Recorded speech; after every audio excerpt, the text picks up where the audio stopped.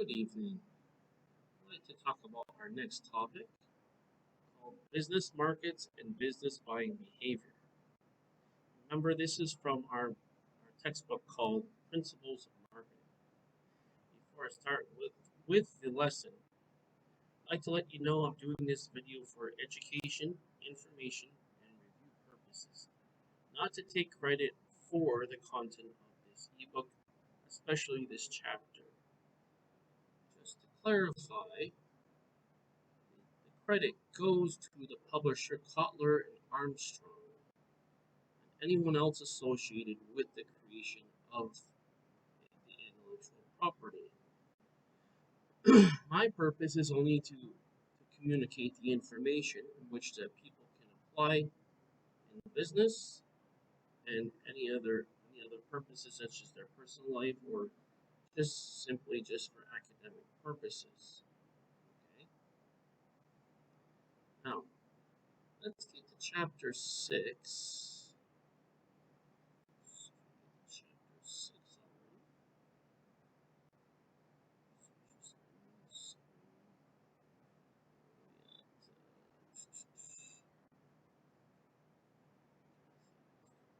Sorry, I just wanted to bring that. I just wanted to actually just let you know as a disclaimer that's the purpose. Now, give me a moment to get back to chapter 6.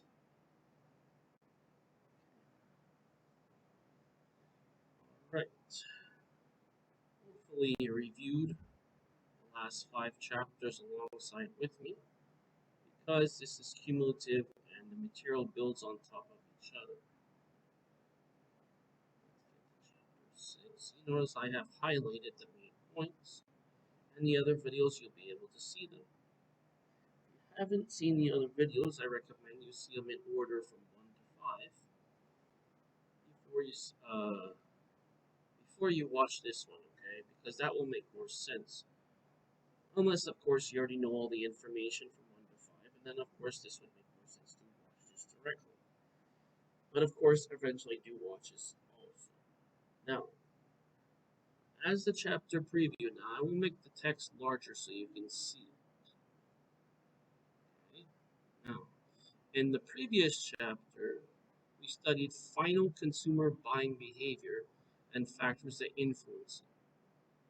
That's what's talked about in chapter 5. Now, in chapter 6, which is in this chapter, we'll do the same for business customers, those that buy goods and services for use in producing their own products and services for resale to others. Okay, this is sort of a definition in terms. As when selling to final buyers, firms marketing business customers must build profitable relationships with business customers by creating superior customer value. This is the same thing whether it's business to business, what they're talking about now, or if it was business to consumer, what we were talking about previously. Understand it's the same philosophical principle. We begin by looking at another American icon, Boeing. Business to business marketing is a way of life at Boeing. All of the aerospace giants' more than $60 billion of annual revenues come from large organizational buyers, commercial airlines, air freight carriers, government, and military buyers. Selling airplanes to large organizational buyers is a lot different than selling cars or cameras to final consumers. And of course, the stakes are significantly higher.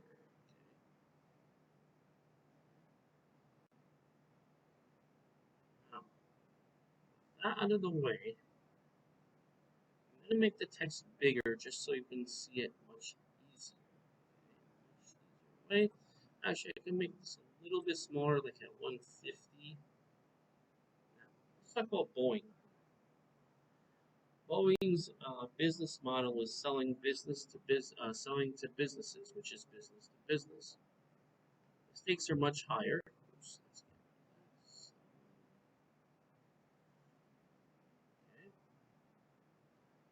Most times, buying a new car is involved in a time-consuming process. Before committing to spending $15,000 or more, you spend lots of time searching the internet for information, watching car ads, talking with friends or salespeople to get their advice, visiting dealers' lots to check out competing models, and taking test drives. New cars are expensive, and you expect to live with your decision for several years, so you want to get it right. Now, this is the same thing with airplanes. Same idea, that is. Now, let's take a case example, which is now you assume you are a member of an aircraft purchasing team at All Nippon Airways, or ANA. That's Japan's second largest airline. Your team is charged with making recommendations for the purchase of 50 new airplanes for the company's fleet at total cost of more than $5 billion. All of a sudden, by comparison, your new car purchase decision looks pretty simple. The difference, of course, is the new airplanes aren't lined up in dealerships' showrooms. Can't go down to the lot to kick the tires and test out and fly an airplane. And there are a lot of dollars at stake. In this case, before shelling out more than $150 million per airplane, ANA's high-level buying team completed an arduous evaluation of its known needs and available aircraft offerings. Okay? So let's start off with that. You can just imagine the research, the evaluation, and debate that went into making such a multi-billion-dollar buying decision. Okay, yes, they did important things. Research, evaluation, and debate. ANA finally announced it would buy 50 Boeing 787 Dreamliners. More recently, the company has announced it would also buy 5 Boeing 777s, 6 767s, worth another $2 billion. These are mind-blowing figures by almost any standard. $5 billion, which is $2 billion, and $2 billion. Of course, anything in the hundreds of millions to billions, of course, is just that amount. Just as me interjecting my opinion. But it's the kind of business as usual for Boeing. The word big does not begin to describe Boeing, says one analyst. As the world's commercial aviation leader, Boeing's 12,000 planes dominate the skies. Its small but popular 737 is the workhorse for many airlines. Its giant two-level 747 was the world's first jumbo jet. Boeing military aircraft include massive cargo planes and tankers. Chinook and other helicopters and F-22s, the nation's newest, fastest, and most expensive military fighter. Boeing can even operate space shuttles in the International Space Station, and is working on the next generation of space vehicles to replace NASA's shuttle fleet. Now remember that this was published in 2012, so by now they do have the next generation out. At a general level, selling commercial aircraft is large business. To its large business customers is like selling cars to final consumers. It requires deep down understanding of customer needs and a customer-driven marketing strategy to deliver superior customer value. Okay, so that's what we need. But that's where the similarities end. Boeing sells to only a relative small number of very large buyers worldwide. It has only 3 major commercial airline competitors: Airbus, Lockheed Martin, and Northrop Grumman. And buying a batch of jetliners, including dozens or even hundreds of decision makers from all levels of buying organization, and layer upon layer of subtle and not so subtle buying influences. Right?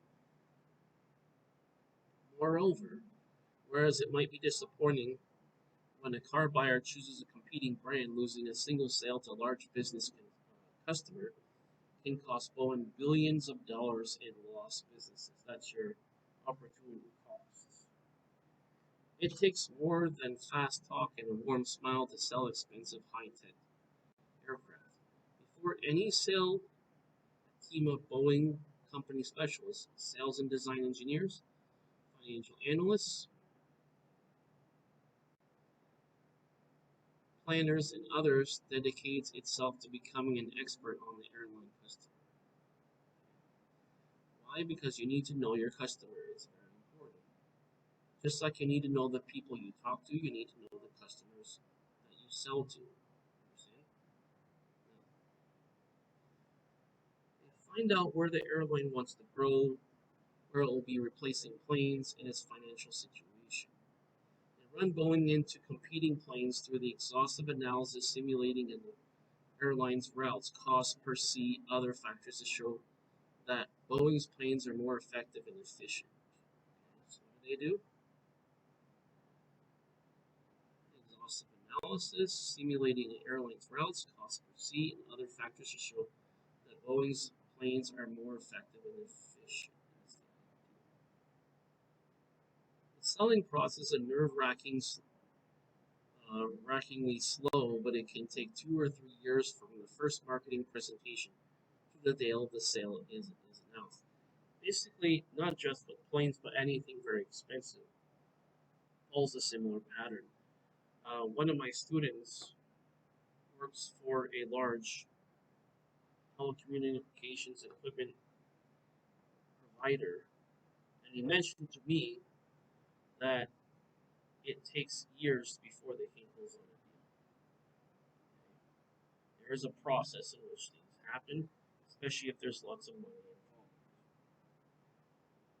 Now, moreover, each sale is just part of a bigger buyer-seller interaction. Okay? Right, so remember that bigger buyer-seller interaction.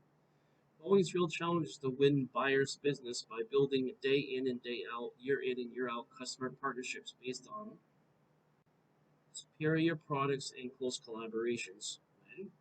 Before and after the sale. We talked about that last lesson. We have post-purchase behavior. Post-purchase behavior is for the customer. Also, we have service after the sale and value-added service. That's important because we want to make sure that this is at least meeting or preferably exceeding customer expectation. You want them to purchase more from you and also be the one who's the exclusive provider. When a customer buys an airplane, it also places its trust in the future working relationship with Boeing. But when you buy an airplane, it's like getting married, says a Boeing executive. But it's a long-term relationship because you're buying an airplane to use for several years, maybe 10, 20, 30 years. Okay? Not for 1 year or even 5 years, but for a long term. Now, ANA's decision to buy from Boeing was based in part from qualities of Boeing's futuristic year-to-be-produced 787's Dreamliner aircraft. Just as important, however, was the strong, long-running relationship between ANA and Boeing. When ANA placed the huge order, Dreamliner was still in the design stage.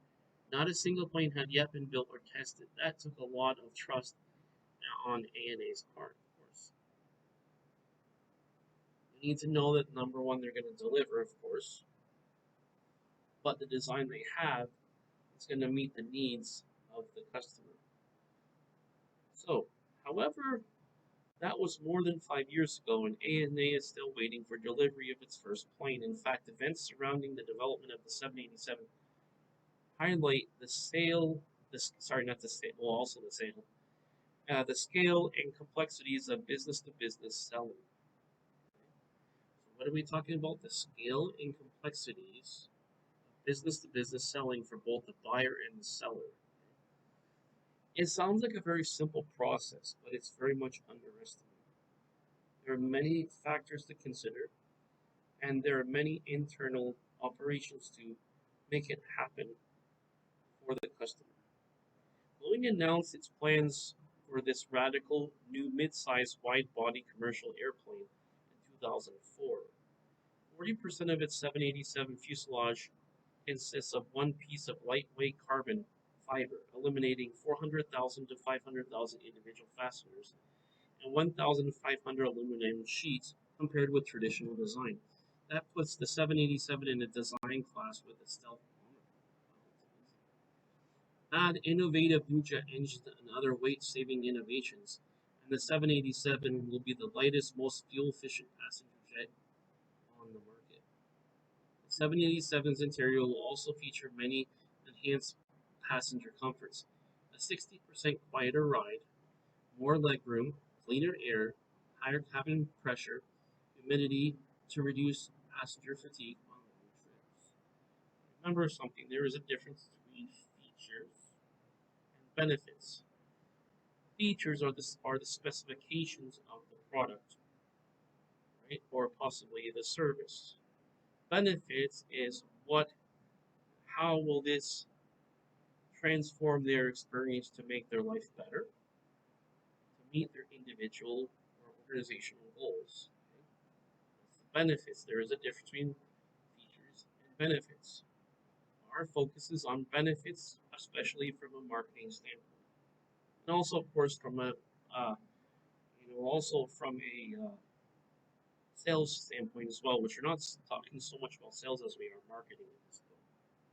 Sounds great. The commercial airlines around the world thought so too. NA jumped on board first with its April 2004 order for 50 planes.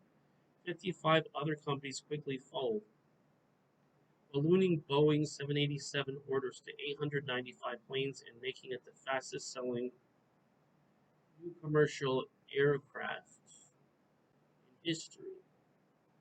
Boeing promised delivery of its first 787s by mid 2008, promising that it would deliver 109 planes the first year. To meet that target, the company developed an innovative but very complex manufacturing process. So this is what they did to accomplish the goal.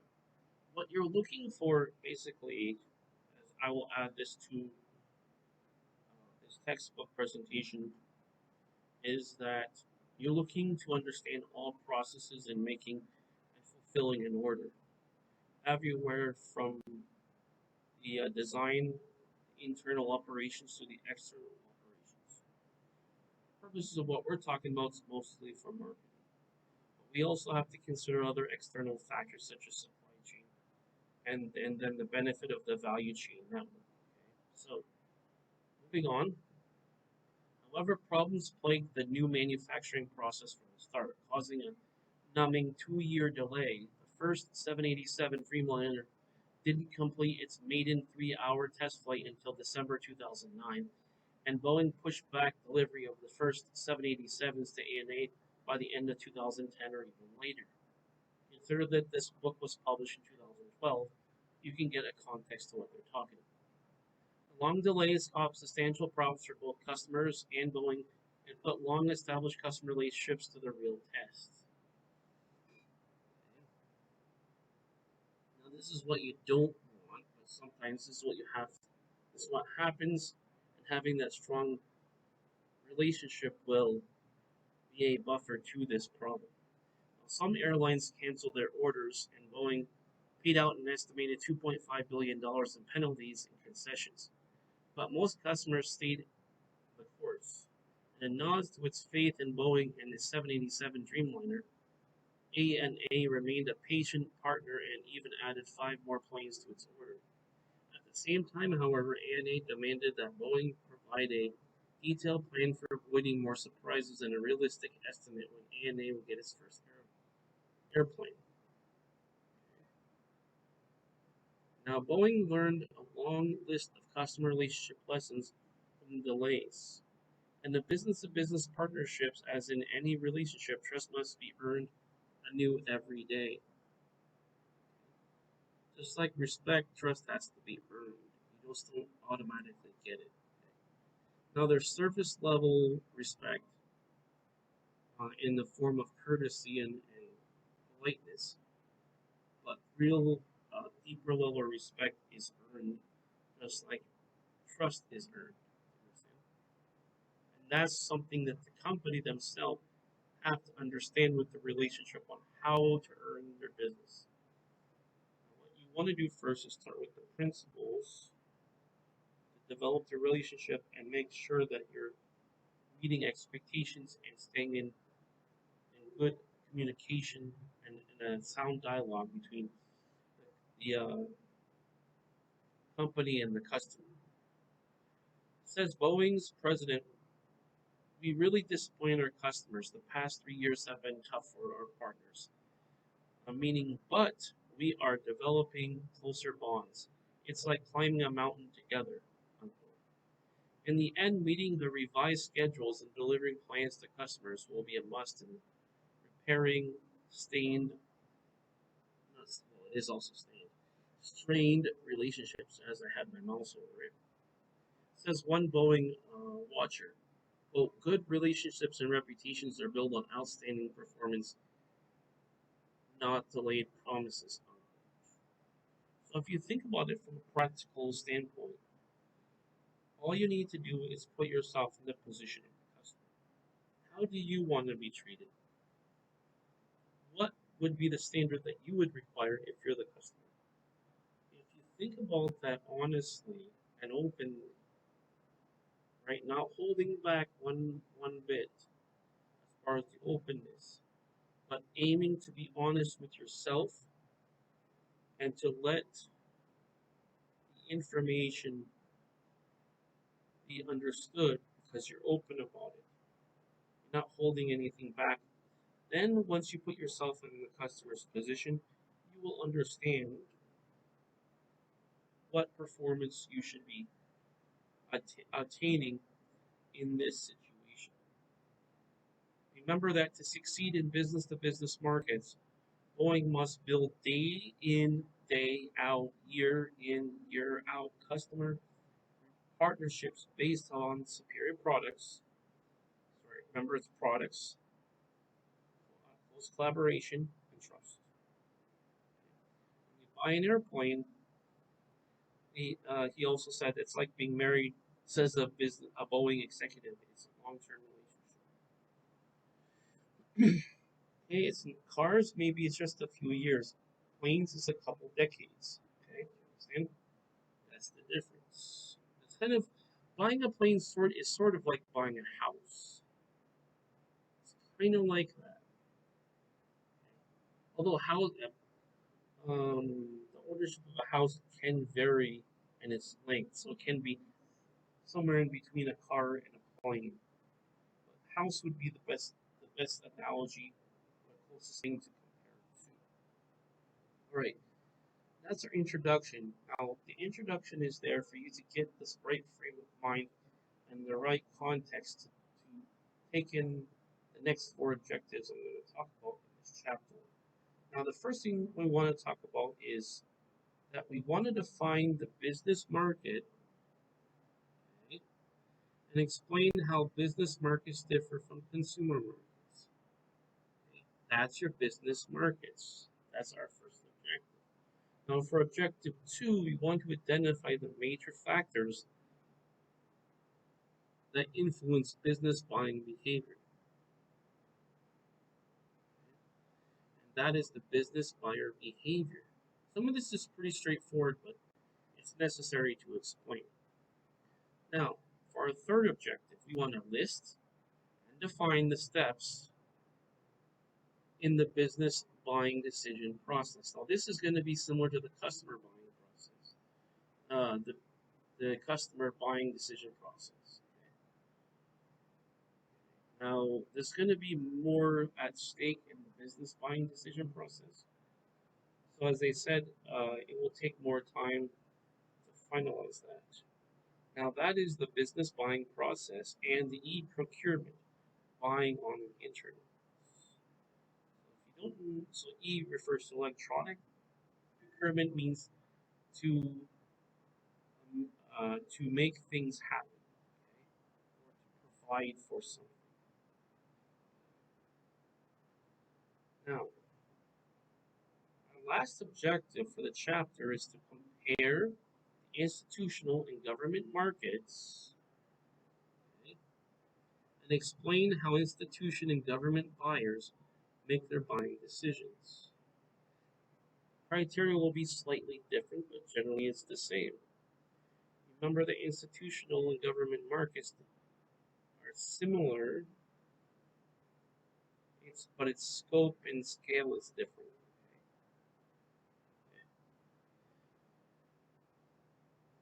Remember, the institution and governments have different, different purposes in terms of its mission than businesses do. Now, let's continue on. Let's start with objective one, talking about the business market, and we'll explain how business markets differ from the consumer markets. Now, here's the difference between consumer and customer. Consumer refers to a description of a large group of people that buy things. That's the general group, describing society's consumption. Versus customers, individual buyer. Right? So, consumer, although it is in the singular form, refers to a classification that represents all of society, versus customer is individualized and has its own needs and wants and thus demands. Okay? Now, let's go into explaining objective one through continuing talking about Boeing as a case example. Like Boeing, one way or another, most large companies sell to other organizations, companies such as Boeing, DuPont, IBM, Caterpillar, and countless other firms that sell most of their products to other businesses. Even large consumer product companies, which make products used by final consumers, must sell their products to other businesses. Okay, so, for example, you have things. So basically, the concept is you're selling to another business so they can sell to the customer, which is in the retail setting. So you have different parts in the supply chain. Ultimately, it's the final consumer. The final customer is basically the one at the end of the supply chain, which is the retail customer. Okay? Now, uh, there is an exception, which is if you are dealing with wholesale. Wholesale, so basically, you can have a reseller and a distributor going to a wholesaler customer. Wholesaler is basically different than retail. More specifically, wholesale refers to larger amounts. Retail just refers to maybe small amounts of each product. Wholesale usually is in large amounts. The idea with buying in large amounts is that you get a better rate on each item that you buy, and therefore, in total, the cost is less compared to the retail, which if they bought the same amount individually as an individual count, they would be paying more. Now, let's talk about some examples of this. For example, General Mills has many familiar competitor brands like General Big G cereals, such as Cheerios, Wheaties, Trix, and Chex. Baking products such as Pillsbury, Betty Crocker, Gold Medal, Flour. Snacks such as Nature Valley, Pop Secret, and Chex Mix. Yoplait yogurt, Haagen-Dazs ice cream, and others. But to sell these products to consumers, General Mills must first sell them to its wholesaler. See? So you think of General Mills as basically the supplier. Your wholesaler is basically a reseller who resells in large amounts to retailers, supermarkets, right? Those types of customers. As they said, retailer customers, who in turn serve the consumer market. Thus, it's the consumer market is looking at the representation of all customers based upon what the individual would need in the retail setting. Versus customer is a varied need, as I said before. Now, let's talk about business buyer behavior by definition. Now, business buyer behavior, which is the buying behavior of organizations that buy goods and services for use in the production of other products and services and are sold, rented, and supplied to others. Basically, when you look at the behavior, you have to look at what the need is and what the application is. Now, as far as the business buying process, by definition, this is the decision process by which business buyers determine which products and services their organizations need to purchase and then find, evaluate, and choose among alternative suppliers. Remember, this is the same idea as the customer buying process, except it's a business. Okay? Usually deal with much larger quantities and more money at stake, as I said before. Now, um, business to business or B2B, marketers must do their best to understand business markets and business buying behavior. Then, like businesses that sell to final buyers, they must build profitable relationships with business customers by creating superior customer value. You see how it says that? Superior customer value.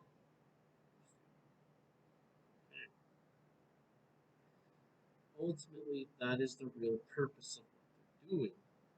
By having better quality, it's accomplishing. See?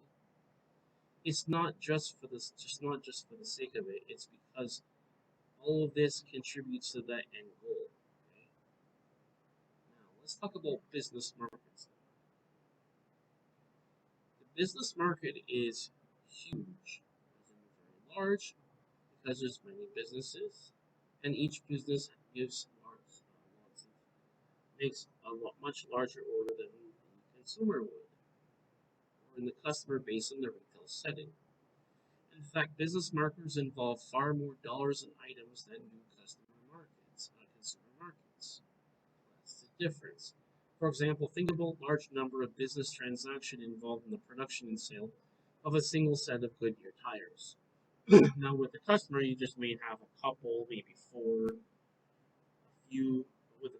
With a company who's your customer, probably dealing in the hundreds to thousands. Okay, difference. Various suppliers sell Goodyear that rubber, steel, equipment, and other goods that needs to produce tires. Okay, that's why we need to have the right supplier. Seems pretty obvious, right? But it's important to mention. Now, Goodyear then sells finished tires to retailers, which in turn sells them to consumers. This is the supply chain. Thus, many sets of business purchases were made for only one set of customer purchases. In addition, Goodyear sells tires as original equipment to manufacturers and then installs them on a new vehicle and replaces tires to companies that maintain their own fleets of company cars, trucks, buses, and other vehicles. Okay? Just remember this point. Business purchases are made for only one set of customer purchases. What I mean by that is it's made for the end consumer. Because when the wholesaler sells this to the retailer needs to make sure that this product is appropriate and will sell to the end consumer. That's the idea. Here we have a table which describes this. Now, this is the characteristics of business markets. Oftentimes, it is good to see a graphical representation in terms of a table. Now, for market structure and demand, we want to note a few things. Number one, we need to note that business markets contain fewer but larger buyers. Number two, business buyer demand is derived from final consumer, as I just mentioned. Demand in many business markets are inelastic. So this is an economic term referring to not affected as much in the short run by price changes. This is a principle in microeconomics. So it's basically like this. If it's elastic, it can change in scope. Inelastic does the opposite. It cannot change much in scope. Now, demand in business markets fluctuates more and more quickly. This depends on the market conditions. Other, as we talked about, environmental factors, political, social, and cultural factors. Now, then, as far as the nature of the buying unit is concerned, we have two things to consider. Number one, business purchases involve more buyers. Number two, businesses buying involves more professional purchasing effort. That is a purchasing team or a buying team, right? One could be for seller, and another one could be from the customer's point of view they're buying. Okay? Now, as far as types of decisions and decision processes, we need to know three things. The first one is that business buyers usually face more complex buying decisions. These are not simple decisions because these have more risk in terms of the amount of money it costs and also the amount of inventory, which of course requires warehousing and storage. The business buying process is more formalized. In business buying, buyers and sellers work more closely together and build close long-term relationships. This is what allows you to get repeat business. This is what makes you be differentiated. Remember I talked about that last lesson about product and service differentiation, otherwise known as market differentiation. In some ways, business markets are similar to consumer markets, but both involve people who assume buying roles and purchase decisions to satisfy needs. However, business markets differ in many ways from consumer markets. Many, sorry, not the, well, they are many depending on how you look at it, but the main differences shown in this table below are called the market structure, demand, the nature of a buying unit, and the types of decisions of and the decision process involved. Let's talk more about that. So, first, let's start off by talking about the market structure and demand. The business market normally deals with far fewer but far larger buyers when the consumer market does. Even in large business markets, a few buyers often account for most of the purchasing. Okay? As I said before, for example, when Goodyear sells replacement tires to final consumers, its potential market includes the owners of millions of cars currently in use around the world. But Goodyear's fate in the business market depends on getting orders from one of uh, one of only a handful of large automakers. Similarly, Black& Decker sells its power tools and outdoor equipment to tens of millions of consumers worldwide. However, it must sell these products through the huge retail customers such as Home Depot, Lowe's, and Walmart, which combined accounts for more than half of its sales. Now, if you think about this from a common sense point of view, if your purpose as a business is to sell it as much as possible, because ultimately you are the supplier and the wholesaler in this case. So if you cannot sell that amount, that quantity in such a short time to the regular customer, you understand? You have to find somebody who wants to buy that much, right? Because if you think about each customer, how much do they buy? They're not buying thousands, hundreds, and thousands of tires. The company is the retailer.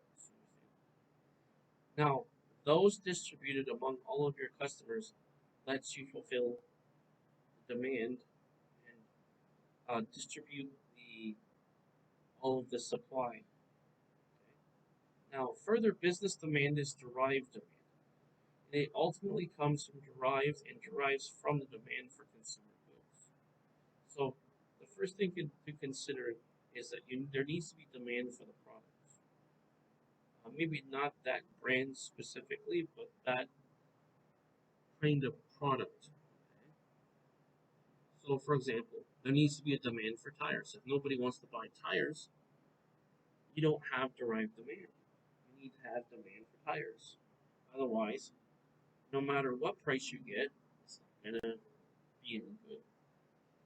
HP and Dell buy Intel microprocessor chips to operate computers they manufacture. If consumer demand for computers drop, so will the demand for microprocessors. Therefore, B2B marketers sometimes promote their products directly to final consumers to increase business demand. For example, WL Gore and Associates promotes its Gore-Tex fabrics directly to final consumers. Here's the thing: is what the marketing has to do. It has to make sure that there's a demand for the actual final product, as well as the customer who wants to integrate and incorporate their products into your customer's finished product. In other words, if there's no, in other words, you're selling parts for something that's going to be used for a bigger, just like cars. If you can't market, if there's no market for cars, how is there going to be a market for tires? So you want to make sure that the customer has a market for their finished product, right? That way, there'll be a demand for your product, which is the components to make their products. Now, the analogy is kind of like a restaurant, right? Like a restaurant needs many kinds of food, right? Those are like parts to a car, computer, etc. But if the market for the kind of restaurants is not high, then of course they're not going to buy your products as well. You can't buy anything directly from Gore, but increased demand by Gore-Tex fabrics boosts demand for outdoor apparel and other brands made from them. So Gore advertises to consumers to educate them on the benefits. See how it says not features but benefits. Benefits of the Gore-Tex brand and products they buy. See that? Now it also markets brands containing Gore-Tex from Arc'teryx, Marmot, and North Face to Burton and L.L. Bean directly to consumers on its own website, www.gore-tex.com/remote/satellite/home. That's their website. Now, to deepen its relationship with other outdoor enthusiasts further, Gore even sponsors an Experience More, and I have that in quotes, online community in which members can share their experiences and videos and connect with outdoor experts and catch exclusive gear from offers from from partner brands. As a result of these other marketing efforts, consumers around the world have learned to look for familiar Gore-Tex brand label, and both Gore and its partner brands win. No matter what brand of apparel or footwear you buy, says the label, if it's made with Gore-Tex fabric, it's guaranteed to keep you dry. And guaranteed to keep you dry is in quotes. Many business markets have inelastic demand.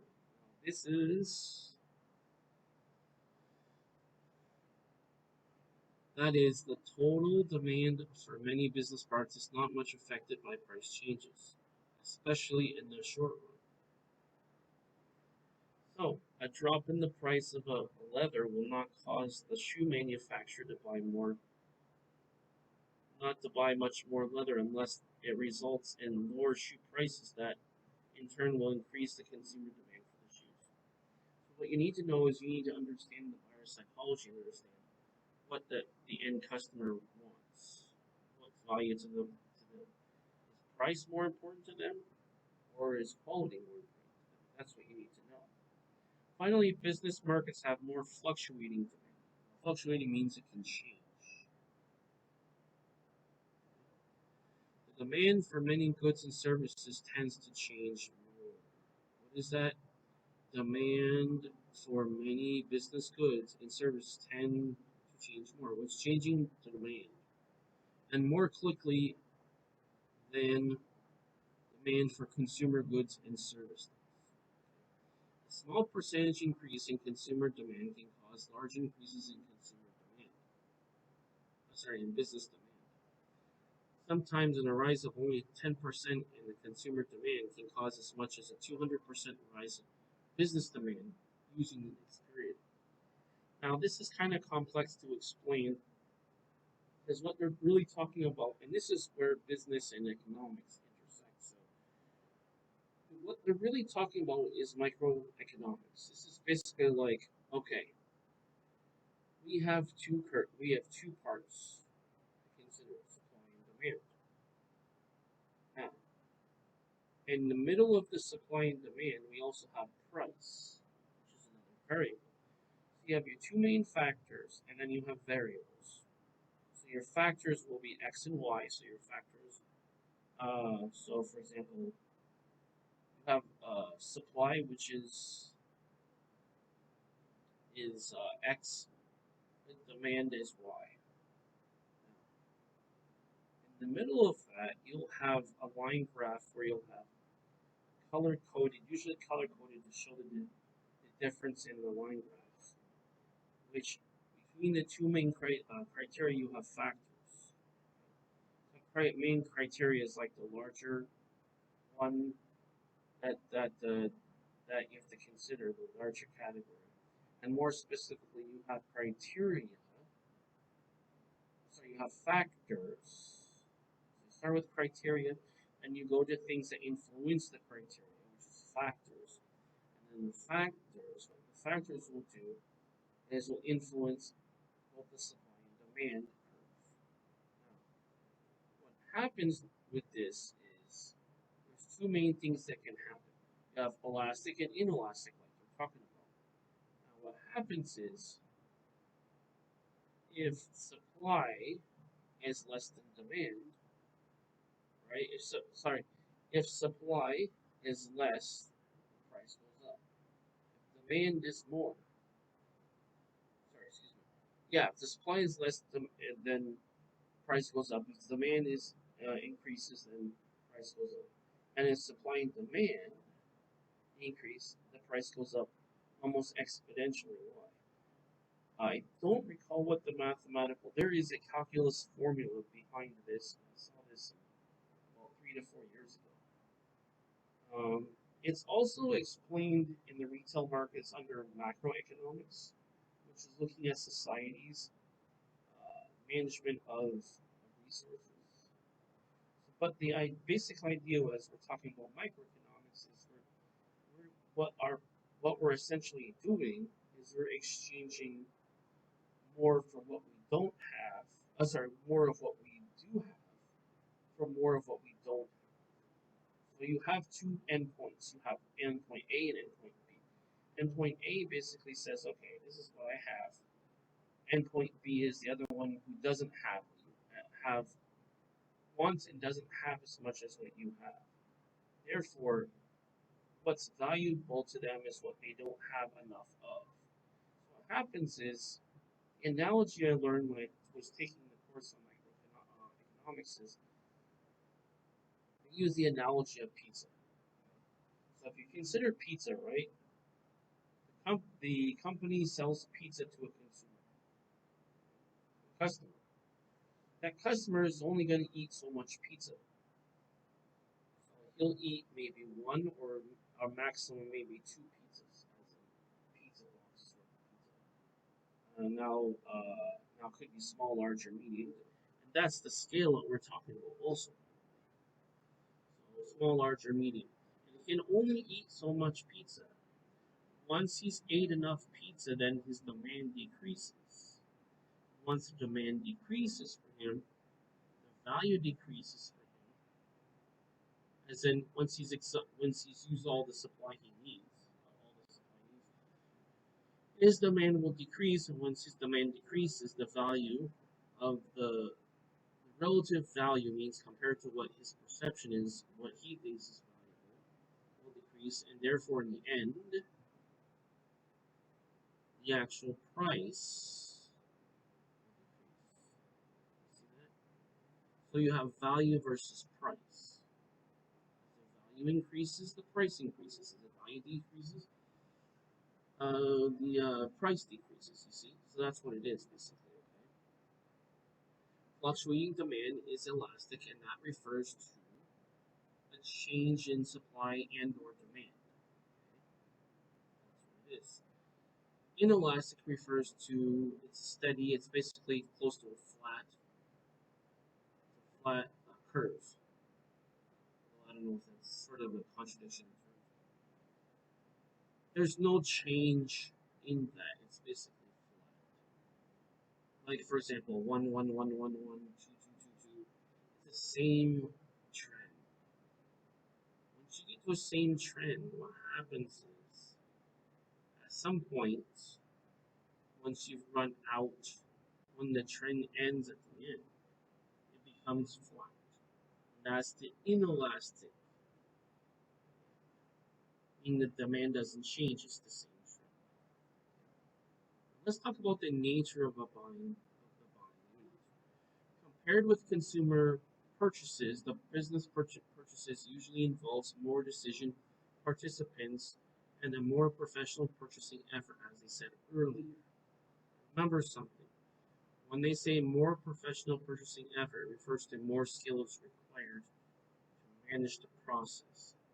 Often, business buying is done by trained purchasing agents who spend their working lives learning how to buy better. It's basically like what best meets our needs in terms of price, quality, and quantity. Okay. Now, the more complex the purchase, the more likely it is that several people will participate in the decision-making process. The reason for that is because we have to look at the supply chain and how it relates to the value delivery. What we talked about this before, it's called the value delivery network. So that has to do with all phases. For example, one person may look at the financial aspect of it. One person may look at for example, the supply aspect of it. Another person may look at the quality aspect as far as quality control and other things as well. So, buying committees composed of technical experts and top management are common in buying of major goods. Now, beyond this, B2B marketers now face a breed of higher level and better trained supply managers. So what is it? Higher level, better trained supply managers. Therefore, companies must have well trained marketers and salespeople to deal with these trained buyers. Remember something, you are the seller, not the buyer. From a marketing standpoint, you are the seller, not the buyer. As a seller, you need to understand your process as it relates to fulfilling the expectations of the buyer. Now, business. Let's talk about types of decisions and the decision process. Now, business buyers usually face more complex decisions than do consumer buyers, as we've talked about before. Business purchases often involve large sums of money, complex technical and economic considerations. Remember, we talked about economic? Yes.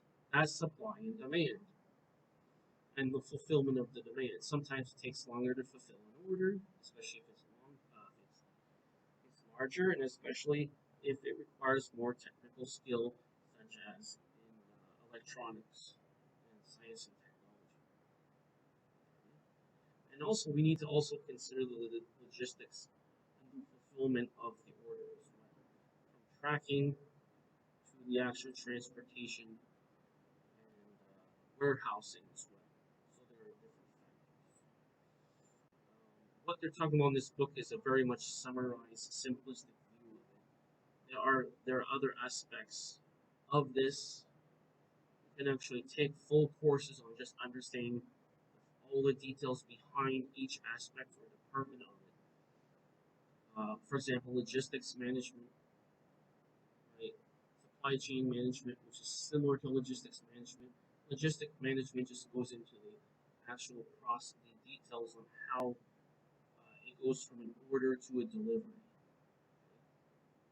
Now, supply chain refers to where in contrast, it's similar to logistics management, but supply chain management refers to how the items are sourced in relation to who has the supply and who's sourcing, and then what's the overall process. So basically, supply chain management is the overall view.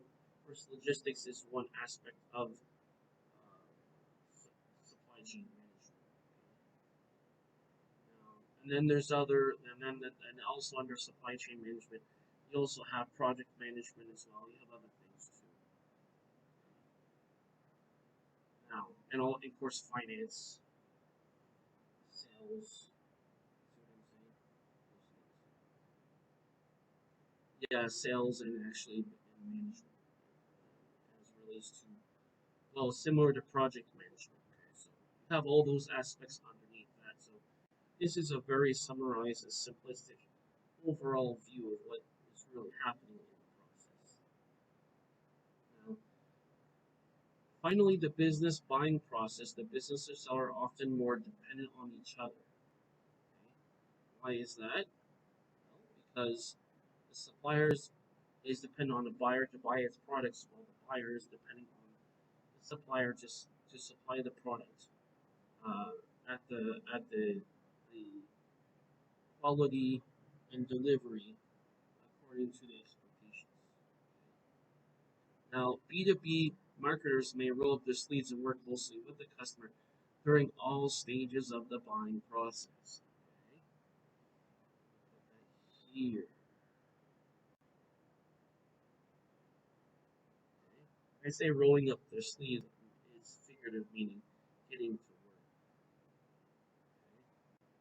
Customers during all stages of the buying process, from helping customers define problems, to finding solutions, to supporting after sale operation. So those are like major if you consolidate the supply chain down. That's basically what it is, right? So you have the customer service. That's the after the sale. Solutions refers to those two major parts I talked about before. This is actually quite complex. It doesn't sound complex, but when if you were to consider all the phases, it is complex. Now they customize their offerings to individual customer needs. So basically, what you'll do is you'll start from the marketing from your point of view as a seller. Then you'll transition to the sales. In between that, you'll have other considerations like finance, fulfillment, right, logistics. All those things figure out in advance. And then when you deal with the customer, you're basically dealing with sales. So the difference between sales and marketing is that marketing is a broader view showing the value of the product or service. It's basically what gets you interested in the product. Versus sales is the execution and the closing. Okay, which is basically like, okay, you have interest in this. What's making you actually buy? Okay, versus the competitor. So just to summarize that, marketing is generating interest. Sales is is fulfilling the transaction. Now, with sales, what you're going to be doing is you're going to tailor your solution based upon working internally with other departments, which in this book they'll talk more about. They'll come up with a customized solution that works perfectly for their situation, or as good as possible for their situation. Now, we need to understand the problem. We need to understand what what uh, what possible solutions you have to solve that problem. Remember that whenever there's a problem, there's a solution, and whenever there's a problem, there's also an opportunity. Remember SWOT, strength, weaknesses, opportunities, threats. What's the third one? O for opportunities. You have a problem, an opportunity. So through the sales process, you're helping customers define problems. When you find solutions, you're dealing with the supply chain and management, as well as project management, especially when you're considering making a product. Supporting after the sale will involve sales, a sales team, and a customer service team, especially customer service, but sales also for future orders as well. Remember, you want to have repeat business, right? Now, in the short run, sales goes to suppliers who meet buyers' immediate product and service needs. So there's two ways of looking at this: short run and long run. So for short run, sales go to suppliers who meet buyers' immediate product and service needs. So depending on the need, it could need, for example, you might need smaller supply in the beginning, either because there hasn't been a relationship established or because that's what the need is at the time. Now, when we contrast to the long run, however, in the long run,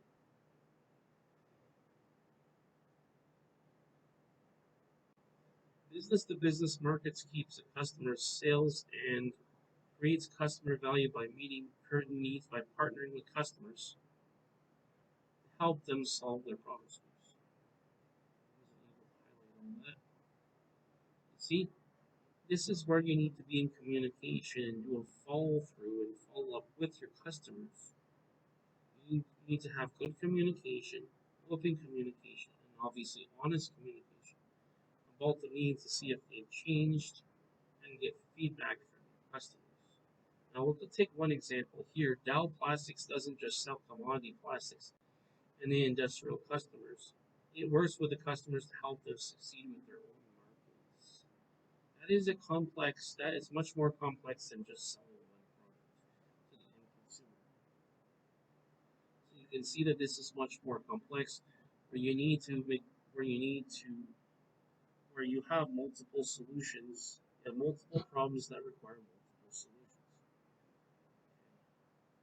And each problem would be a need, thus there would be a demand created. And so, as they quote, we believe in a simple concept as the company. If you win, we win. This is called a win-win. This is the purpose of business to business relationships. That means the seller wins and the buyer wins, not just the seller wins.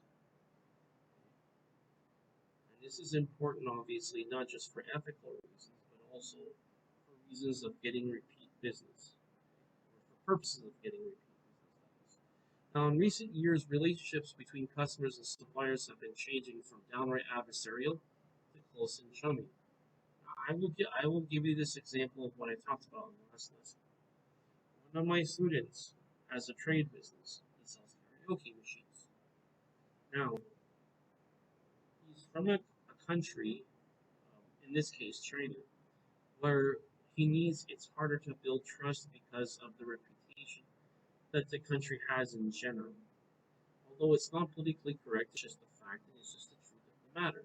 So what I told him was, you need to have open communication, be honest about what you're doing, and keep them up to date, follow through.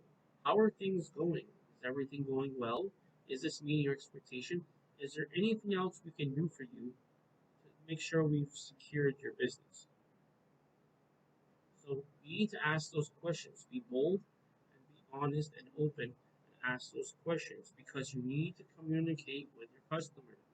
Very important from a customer service aspect and also from a sales aspect. I mentioned those two things. You see, you need to use those two departments internally. That way, when you deal with the customer externally, you're able to make sure that you fulfill both ends of the need. Okay? Now, in fact, many customer companies. I'm gonna scroll past this. Um, are now practicing supplier development, which is systematically developing networks of supplier partners and to ensure an appropriate and dependable supply of products and materials that will use to making their own products or resell to others. Now, think think of this. Think of this like just like this. Understand like this. You have a finished end product that you want to sell. One supplier doesn't have all the parts. So a good example would be a car. A car, they get their parts from different suppliers. So we need to make sure we've got our supplier development relationship to be sound, where we have not only, of course, full disclosure on the features and the benefits of the part, but also the value delivery on it as well. And we need to make sure that we've got things that are meeting expectations for the customer. I will skip, because I skipped over this, to go to the next page to finish the sentence. I will skip and I will have you reading the case example about plastics. I, of course, with one of my other students who learns marketing from me, has have already, or in this case, she has already um, read this article. I mean, this case example. This is a case example talking about how Dow Plastics does this. Okay, each customer, based upon their vision and their CEO's, their executive statement and summary, will determine from top down how they approach this. And there's other considerations in terms of resource management, I mean talent management as well. Now, here's another example, and I won't go. This doesn't. It's not a full case example, but you can see the picture here of IKEA. Now, IKEA, if you don't know already, it's a Scandinavian furniture retailer.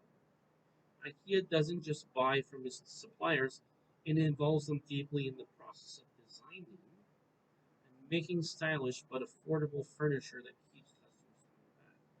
Now, let's think about this. Here's, just in case it's not clear about this analogy. Think of this: when you buy a cell phone, does Apple manufacture the phone? And where do they get their parts from?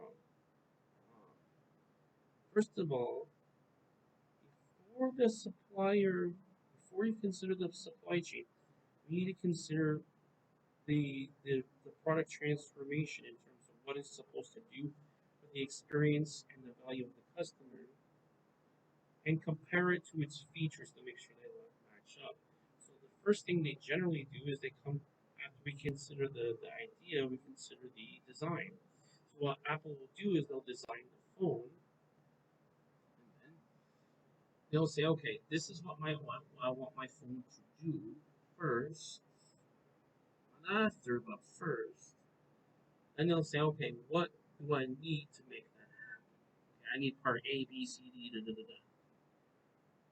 And the fact is that Apple will get parts from various different companies, okay, that are assembled and installed in to make the phone itself. As in, one will make the case, one will make, like, for example, the touch screen, one will make the processor, one will make the storage. So you get all those parts together, but you need to make sure that all of this works for QC, which is quality control, in the assembly line process through the manufacturing. So what Apple does is he basically has two main divisions. One is two main external divisions. You have a total of three divisions, which is the main one, which is design, which is in-house for Apple. Then two, you have the relationship with their suppliers. That's the first external. Second external is who's going to manufacture it. Think of it like a puzzle, right? You have different parts that have to make up the puzzle. Just like a car, you need different parts to make it work. Okay, same thing. So then Apple will say, okay, who's going to manufacture? Is it cheaper and more effective for them to do it themselves, or is it cheaper and more effective, according to the expected transformation, for them to do it to hire someone else? So in this case, what Apple did is they made relationships with a Taiwanese company called Foxconn. Foxconn assembles. So basically, manufacturing has is basically made of two parts. One is assembling, okay, and the second one is testing. Okay. So during each part that's assembled, there is a QC testing done. They have special machines that check each part to see if it's performing at the level of quality expectation that the customer wants. So you have literally like it's what they call assembly. So each person assembles it as their own part, tests each one, and then tests it compared to what it's supposed to do as part compared to the system. So that's what you have. This is important because number one, the company may not be an expert at manufacturing. So that's the first thing. Are they are they sufficiently skilled at manufacturing? If the answer is no, they need to outsource. Number two, is it cost effective for them to manufacture? If the answer is no, they need to outsource it.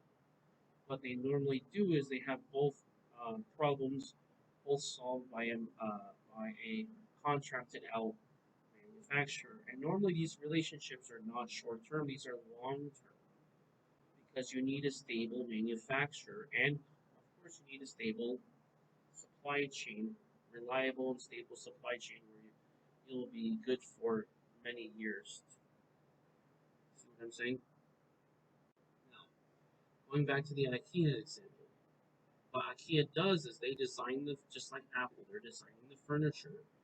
And what they're doing is they have their supply chain in which that they get all this supply together. Now, from once they have all these parts, the question becomes how do you put this together? On the supply chain, you have the manufacturer and you have the raw materials.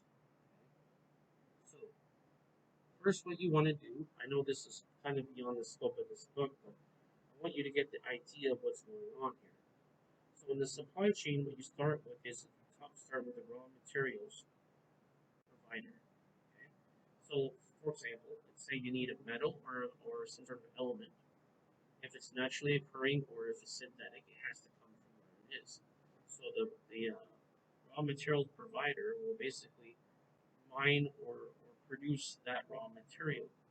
Then from the raw materials provider, it's sent to the manufacturer, right? Who takes the raw material supply, right? And they transform that from raw materials to a finished product. So then the manufacturer, each manufactures specific things that require different talents, different skills, whether it be mechanical, electrical, or chemical. Okay? Or if you're a conglomerate, oftentimes you do all of the three, or two out of the three, etc. So that's what it is. So IKEA will get all those parts, and they'll consider to themselves, are they able to assemble it? Are they able to take the raw or are they able to take the raw materials and produce it themselves? But the point where they're talking here in the article is that they need to get their materials from a supplier. Okay? Now, don't confuse supplier with trade business. What a trade business does is basically the third step in the chain. So first is the raw materials, then we have the manufacturer, and then we have the supplier, or actually supplier slash reseller, which is the person from, in this case, well, supplier can be any of those two, but reseller, right? What this what the trade business does, it takes the finished product from the manufacturer and resells it to a wholesaler, and or the wholesaler also could be the distributor as well. So they will take that and they will sell it to the wholesaler because their thing is they're selling in larger quantity, right, at such a rate. They don't see trade business doesn't want to be concerned with distribution of products. It just wants to find people who want to buy. The problem with distribution is you need to understand local markets. Versus if you're supplying to a wholesaler, you just need to know who wants to buy. It's a simpler idea. You just need to know who wants to buy in larger amounts. Now, so I know this is something I'm adding to it. It's a little more complex, but let's get to the application. So IKEA, as I said, is the world's largest furniture retailer and the quintessential global cult brand. Customers from Beijing to Moscow to Middleton, Ohio, flock to the $32 billion Scandinavian retailer with more than 300 huge stores in 38 countries, drawn by IKEA's trendy but simple and practical furniture and affordable prices. IKEA's biggest obstacle to growth isn't opening new stores and attracting customers. And that's the first point. Second point is going with the first one, which is rather it's finding enough of the right kinds of suppliers to help design and produce the billions of dollars of affordable goods and customers that will carry out in stores. So before you make a design is good, first actually technically before you have the design you have an idea. First you start with an idea and you brainstorm. Then you say, okay, I have an idea, I want to make this product. And you say, okay, is it possible to make the product? Yes or no? Okay. Yes or no is based upon can they get a supply? Can they get a supplier of which it's profitable for them to resell? Okay, get the parts, and then and/or can they get a manufacturer to make into an end product? Okay. IKEA will do in the supply chain is it will need to deal with suppliers to find parts that it needs. Now, it may or may not have its own manufacturing processing. So, and the other thing about how we can increase the profit margin is you have your own in-house distribution. One example is, for example, Pepsi and Coca-Cola. They have their own in-house distribution. So when they distribute to other countries, it's basically you have a person working in another country that does. It's like opening an office. Basically, you're opening another office opening an office in another country that works with that works in the company, right? Works for the company, and they have the knowledge of the local market, so they can distribute the products to their retailers. So that's the idea. Now, in this case, IKEA is consolidating the process in which it's not only getting it's either it's getting the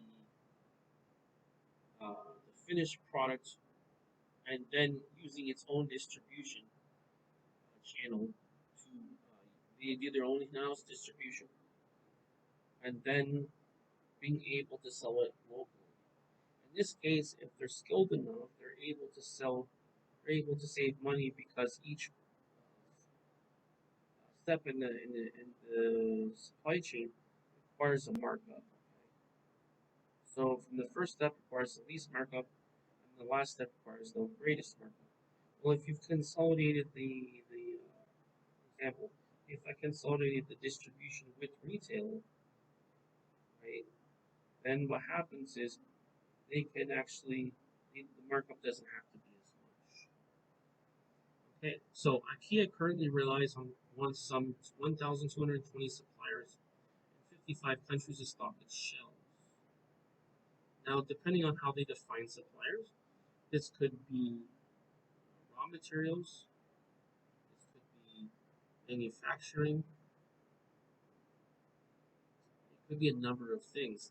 Now, they have actual software, and I don't recall the name of it, but it's an actual software where it tracks from beginning to end of the process.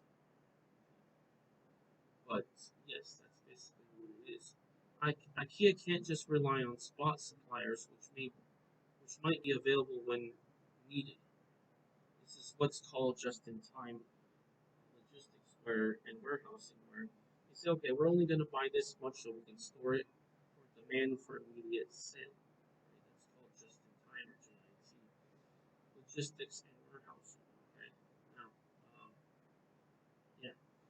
So instead, it has systematically developed a robust network. And this is what they do, okay? Systematically developed a robust network of supplier partners that reliably provide more than 9,500 items in stocks. So basically, if, if it's stocking it, it's taking the finished product. So basically, one of its suppliers has to be somebody who manufactures them. Otherwise, they would just do it themselves. IKEA designers start with a basic customer value proposition. This is assessing what the need, what the customer's demand is in the market compared to its need. Right? Meaning, like, okay, for example, there's a demand for buying refrigerators, whatever, or computers.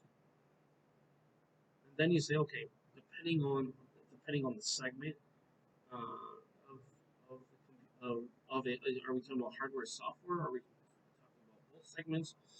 And then first you consider the segment, and then you say, okay, for the each individual supplier is its own niche, and then we say, okay, to supply that need for this in the segments and for the overall market, we have to have suppliers in all the niches together. It goes step one all the way to the end. So what they're doing first is to start with an idea based on marketing information of what is in demand, what are customers valuing and needing at this time, to actually proposing and marketing. First, starting off with the marketing of creating interest and want. That is generated by customer value proposition.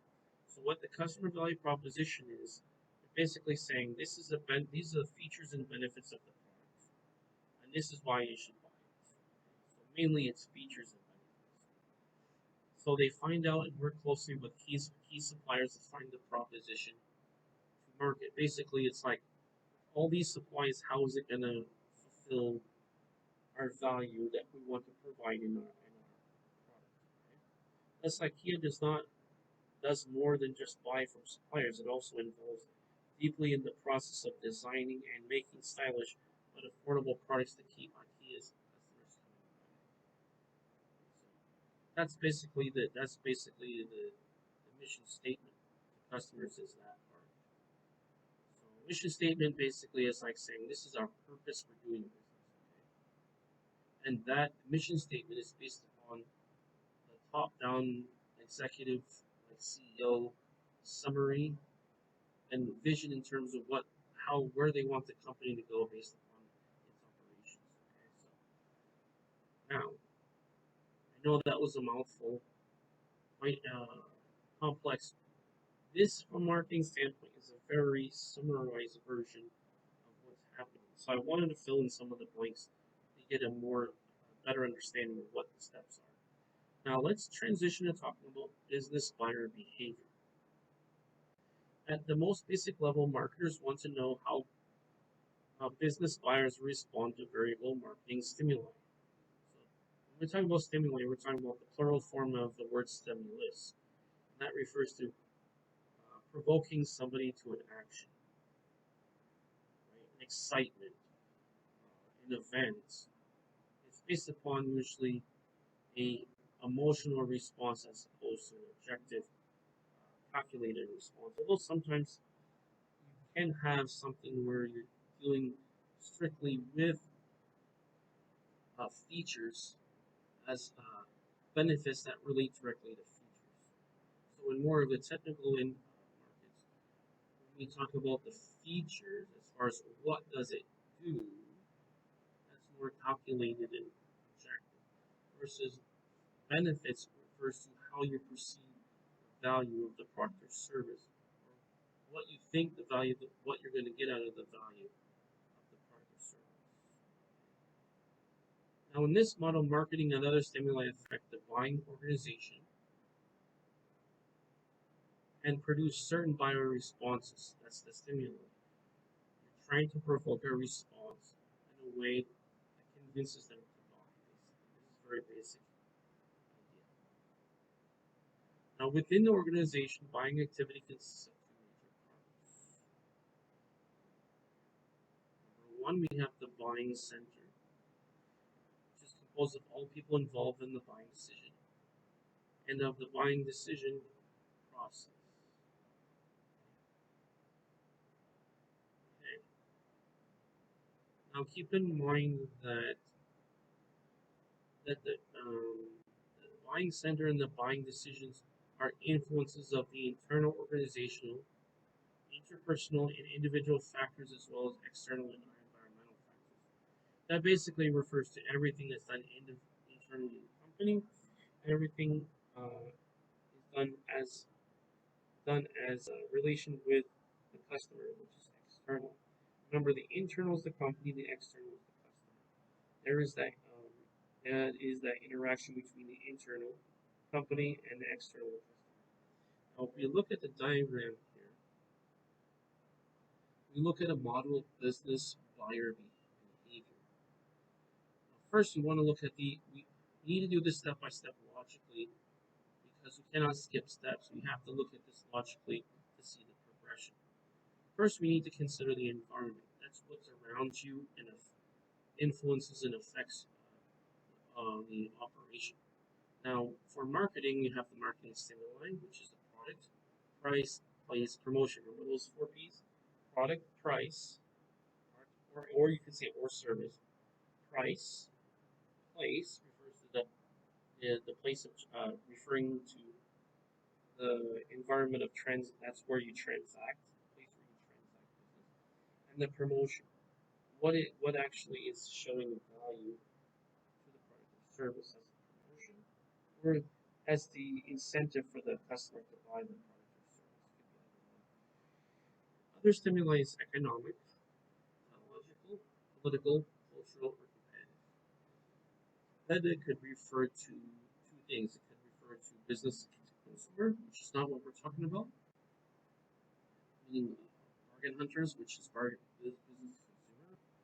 We're not talking about business to consumer, we're talking about business to business. So competitive refers to obtaining a product or service that will allow you to have a competitive advantage, okay, in terms of business strategic management, okay, which is another topic which is much more complex to explain and much longer. So we just want to understand the major factors. Number something, everything in marketing is product, price, place, and promotion. Those are the four P's. Now, so we have our environment, which is the marketing stimuli. Then we have other stimuli which affect the environment as well. So technically, you have the marketing stimuli is basically internal, and the other stimuli is basically like external environment. So there's an internal environment, and there's an external environment. Now, in the internal, we have to talk about the buying organization. First, we have a buying center. The buying center, excuse me. First, we want to look at the influences that affect the buying organization. To understand that, we need to understand the parts inside of it. So we have its interpersonal and individual influences, which is, for example, the customers. So it could be the customer's interaction, the business's interaction with the customer, and then also influences on the customer as well. Once we understand that as part of the buying center, which is the larger point, then we can understand the buying decision process when we consider all the factors. Now, for the third step, we need to understand the buying response. So what we do is we combine the environment with the buying organization, and we get the buyer response. What's the buyer response? Well, the buying response is in terms of product or service choice, supplier choice, order quantities, delivery times, terms and times, service times, and payment. This is very basic stuff when you're dealing with placing orders between business to business. These are the main factors. And if sometimes you can't remember all those, just think logically. Suppose you're the business, you're the wholesaler, you want to buy from the trading company, you want to buy from the manufacturer, which it could be the manufacturing can also contain the trading company and vice versa, so it could be consolidated. All you need to do to understand this is you put yourself in the position of the customer or from the mindset of the customer. So you understand, okay, if I'm the customer, what do I need to consider? Well, I need to consider what product or service I need. See? Then I need to understand if I need to understand who my supplier is going to be, which is going to be the person who's going to give me the finished product. Okay, you need to understand how much do you need, how many of the product you need, how many or how much of the product or service do I need. Right? Okay, so for example, I want to sell computers. Who's going to supply me? So first, the product is computers. Who's going to supply me the computers? That's supplier. Part of the service is the computers. Supplier's choices. Who's going to supply me those computers? Then how many computers do I need? Then how what determines how the computers will be delivered to me? So it's the terms. Okay, how much payment do I need to put up front? Do I have a letter of credit, which is basically like they deliver it to you and then 30 days later you're responsible for the full amount?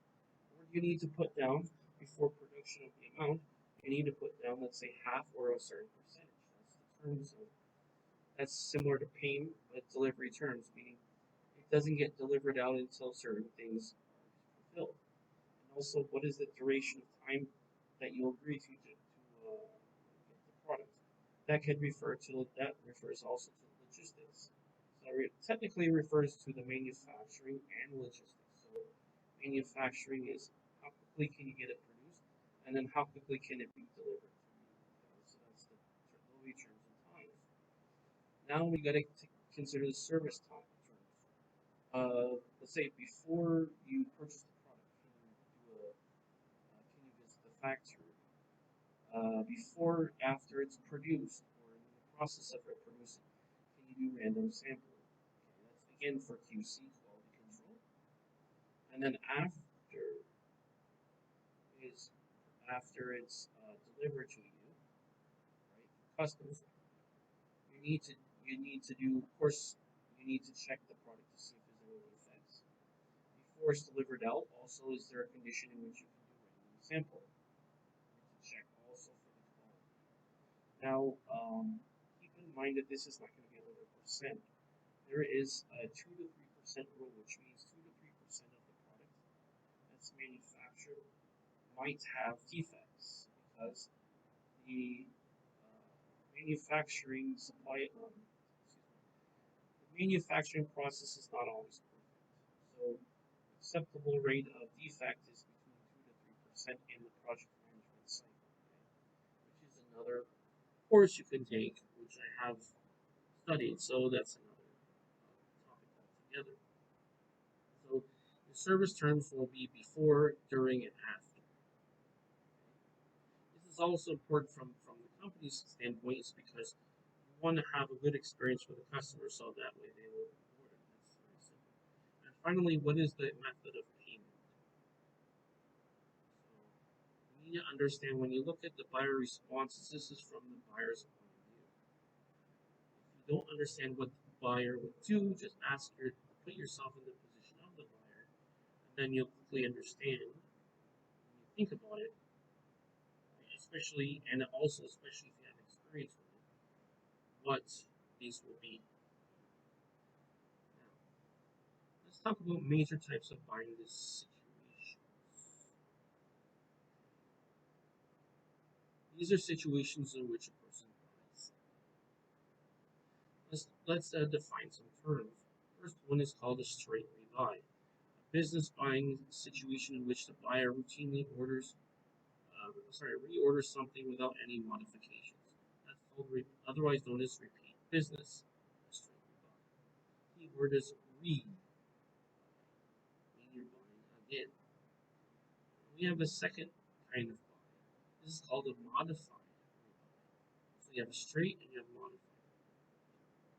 Modified business buying situation in which the buyer wants to modify product specification, price terms, or suppliers.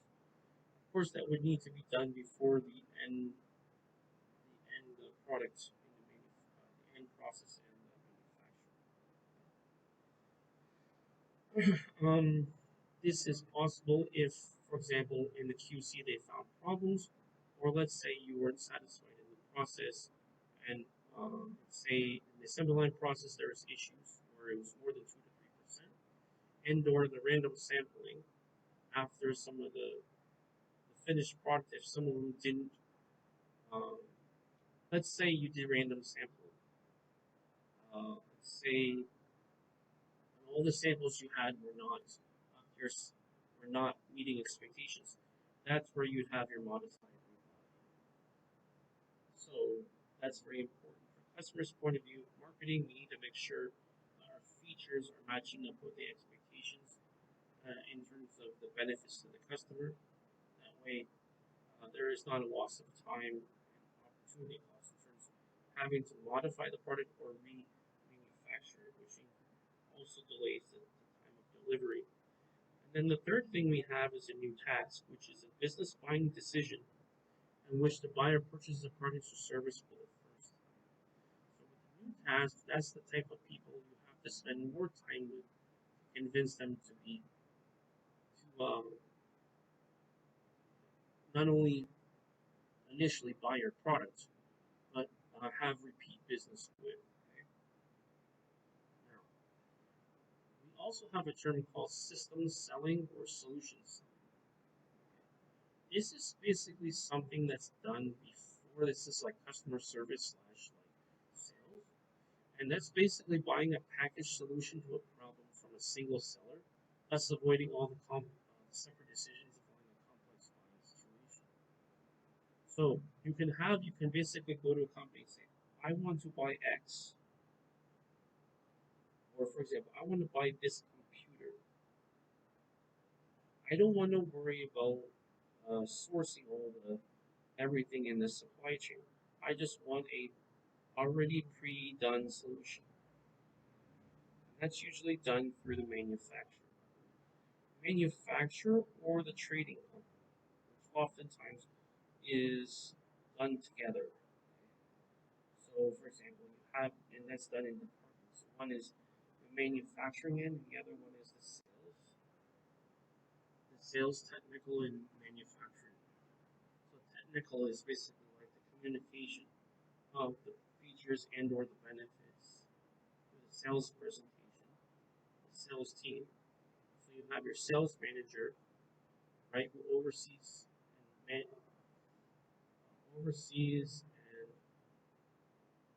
process of and process of the sales presentation and oversees the presentation itself to the customer and looks for feedback. Okay, so you'll have that consolidated oftentimes. This is a way to save money, and also, of course, your R&D, research and development, before you even manufacture the product. It's the technology. That's also another. That's actually compartmentalized in the same company. Okay, so that's more efficient and it saves money. Now, now with system selling and solution selling, let's go into more detail about it. So there's many aspects depending on how you're looking at this, but from the last step we talked about in the diagram, is going to deal with more of terms of payments, terms of production, in terms of transportation or logistics. So the transportation logistics giants UPS does more than just ship packages for its how business customers. It develops entire solutions for transportation. To customers' transportation logistics problems. For example, that's the main premise. For example, UPS bundles a complete system of services that support Nikon's consumer products, which is the supply chain. do? They bundle a complete system of services. Now, for what? Consumer products supply chain. And that is logistics, transportation, freight, and customs brokerage. So logistics is the transportation, the freight has to do with the packaging and once it's arrived, the state in which the product is delivered to into port. And then of course you have customs brokerage services. Right? So basically it's like okay, we have everything set up so everything from the transportation, the packaging, the delivery, which is in the freight. So that's the basically interface for the packaging and the delivery for freight. And then the customs basically it's like okay, we've delivered it, we've packaged it up, we've put it into place for delivery, we've we've delivered it. Now we're going to deliver it. Now we're going to bring it through customs and take care of any other legal issues such as customs, excise tax, etc. So they do all of that into one integrated solution, which is quite a bit. Now, normally, the reason why that last step matters is because normally, when you get an item, let's say you buy an item overseas, okay, depending on what the laws of the country is when you're exporting it out, there's something called the customs declaration, and that will determine what it is. So basically, is it legal to export it, and is it legal for the country when they receive this item? Okay. Secondly, we need to look at the value of the item, okay, and then the value of the item based upon their laws. Sometimes even exporting it, but definitely the import will determine excise tax, and that's something that the company can take care of for you. So basically, what you do is you pay one fee, and all of that's done.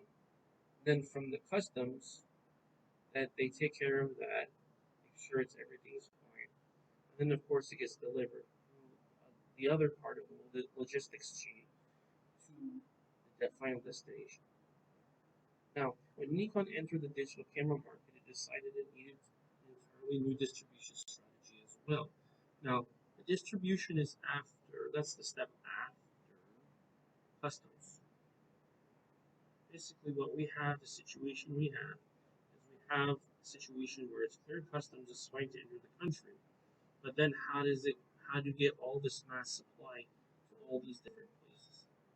Now, it's simple for a person if it's just like one place, simple, just like okay, here's all of it, and then just deliver it, right? But if you have multiple places to deliver it, you're going to need a distribution system on what's more efficient way of delivering multiple to multiple retailers. Right? That's why this distribution system matters. Now, it asks transportation logistics giant UPS to design a complete system, as we mentioned, for moving its entire electronics product line. See, what were we moving? A product line. Not just like, okay, there's 1,000 computers and we move it. We have different product lines. And you need to have the intelligence to know how you're going to distribute these lines to different places in the most efficient and cost effective way. From its Asian factories to retail stores, you see? So we need to distribute it. Part of the technically part distribution is logistics and customs, technically.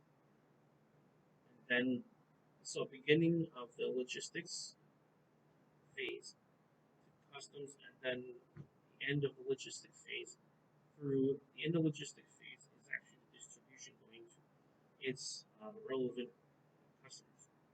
So in that part you have to consider where it's going to. For example, it's Asian factories to retail stores throughout the United States, Latin America, and the Caribbean. You also have to consider environmental factors in terms of how it's going to work. Sometimes it's shipped by boat, and sometimes it's sent by air, depending on the needs of the customer. Now, products leave Nikon's Asian manufacturing centers and arrive on American retailer shelves as few as 2 days. So basically, that's basically like, okay, I'm sending it by air. That's possible if it's urgent enough. Okay, that's a decision the customer has to make whether or not it's worth spending more on logistics to ship it by to send it by air as opposed to by boat. And then there's also other safety concerns such as certain things can't be sent by air because they have a risk of like certain kinds of batteries you can't send by air, it has to be by boat. Because if anything happens to the battery, it's basically like an explosive. So be careful about that. Now, UPS manages air and ocean freight. And basically, the freight is the packaging and the cargo. So the cargo basically is the items plus the packaging. So ocean freight and relay custom brokerage to bring Nikon products to Korea, Japan, and Indonesia. Right? From those places to Louisville, Kentucky operations center. Their UPS can either kit, but this kit, the Nikon merchandise with accessories such as batteries and chargers, or repackage it in a store display. Now that's where your packaging makes a difference. So in marketing, before this is sent out, you have to consider packaging as a value added service and activity internally. But packaging also ensures the survivability of the product. So you need certain packaging for fragile things, and also certain types of freight for things that are spoilable in terms of food. Right? And then you also need documentation once it's sent out, saying that it's allowed to be sent out, it's legal, and also that it's past any kind of health check because it is food that's perishable, doesn't contain any diseases, etc. So those are customs enforcement, customs laws from the not only from the exiting country but from the arriving country. Okay, so keep that in mind. There's lots and lots to this, but I'll leave it on. So I'm just scratching the surface, talking about very, very basic parts, very, very basic end of it. Now, so finally, UPS distributes its parts to thousands of retailers across the United States or exports them to Latin American or Caribbean retail outlets and distributors.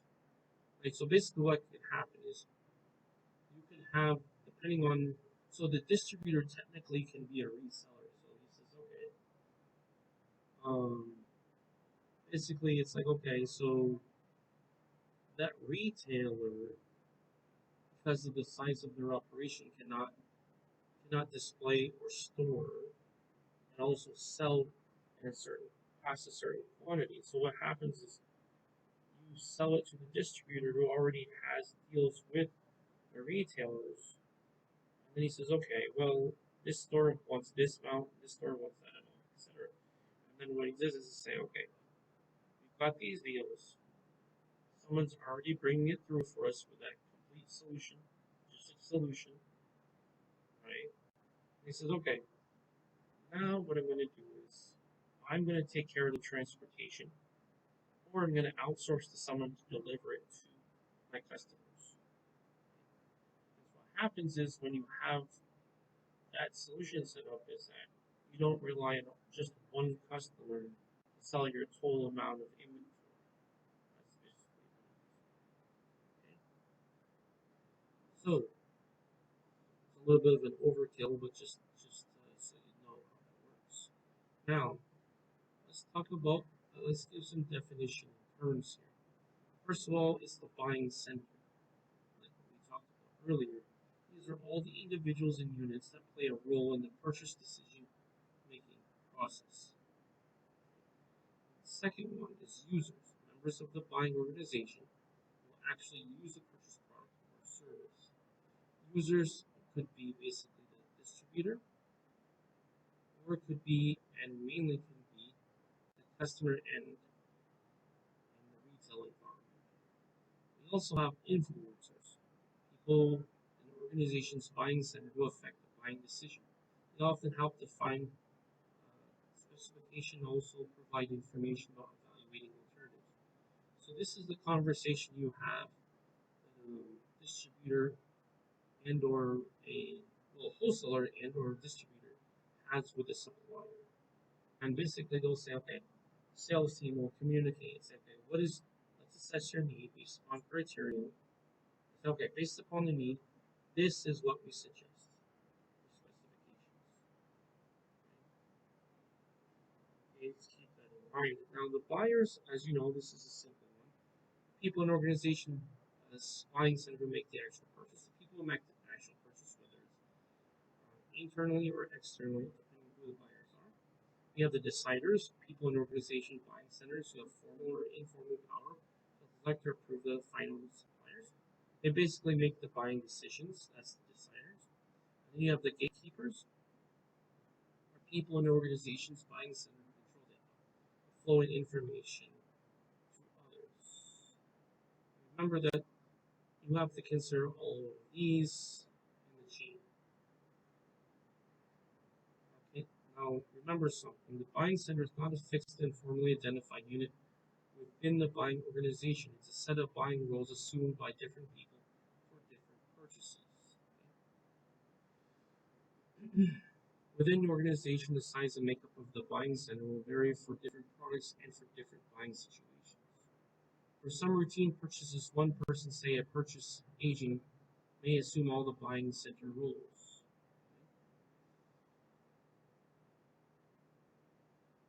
Sorry, and serve as the only person involved in the buying decision.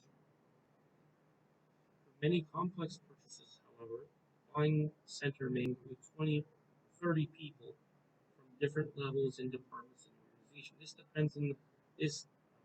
depend on the complexity and the need of the situation. Remember that the buying center concept presents a major marketing challenge. So it's important that we tie all this logistics stuff back to the context of marketing. So, right, the business marketer must learn what participates in the decision in each participant's relative influence and what evaluation criteria the decision participant uses. Now, this can be on different for different parts of the chain. This can be everywhere from each part of the supply chain.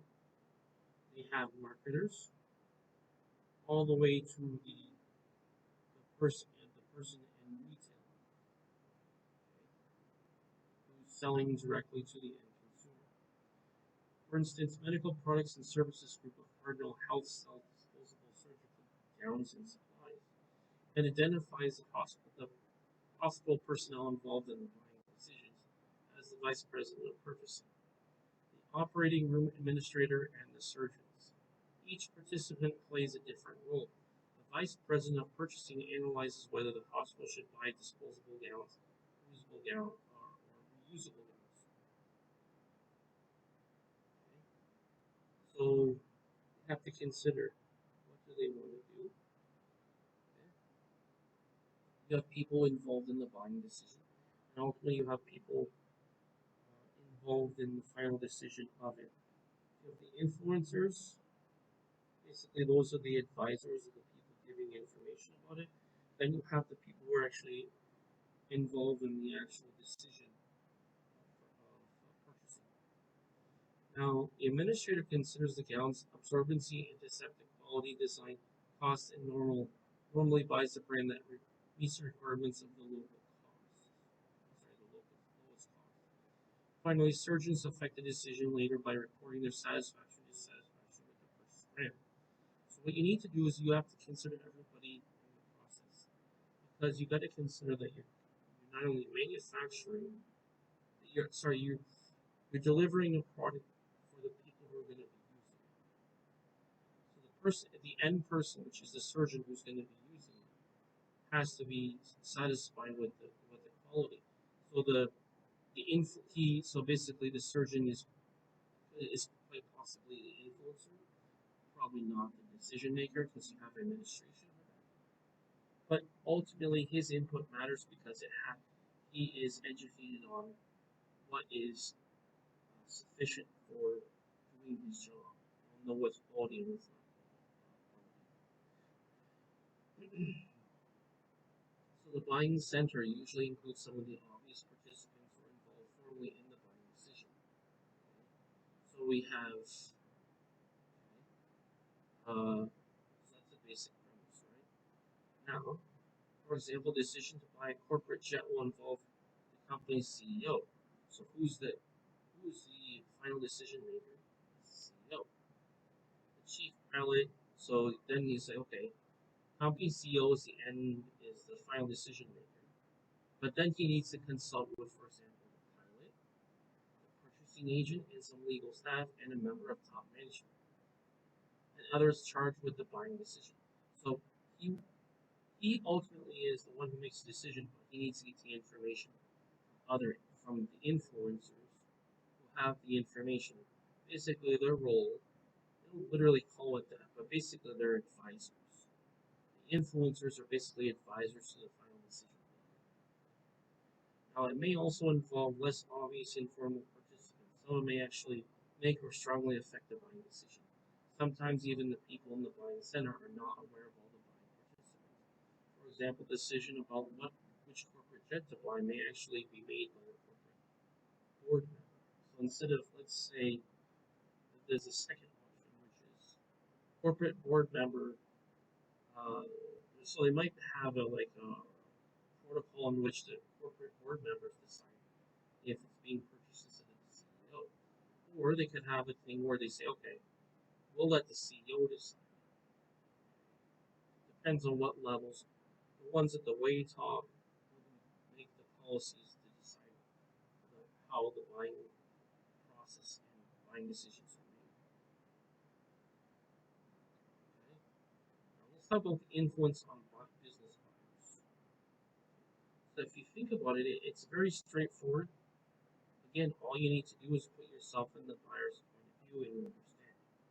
Now, in order to get this buying decision made and understand the full process, we need to understand the influences. Now, business buyers are subject to many influences when they make their buying decisions. Some marketers assume that the major influences are economic. They think buyers favor the supplier offers the lowest price or the best product for the service. They concentrate on offering strong economic benefits to buyers. Such economic benefits are very important to most buyers, especially in a rough economy. So that's your environmental factors, is the economic, or in this case, the economy. However, business buyers actually respond to both economic and personal factors. Far from being cold, calculating, and impersonal, business buyers are human, social as well. They respond to both reason and emotion. So basically, the reason is basically like the objective factors, like your features, and the perceived benefits. Emotion has to do with the interaction between the buyer and the seller. Most B2B marketers recognize emotion plays an important role in business buying decisions. For example, you might expect an advertisement promoting large trucks to corporate fleet buyers or independent operated owner operators would stress objective technical performance and economic factors, like I was saying. For instance, befitting today's tougher economic times, premium heavy duty trucks maker Peterbilt does stress performance.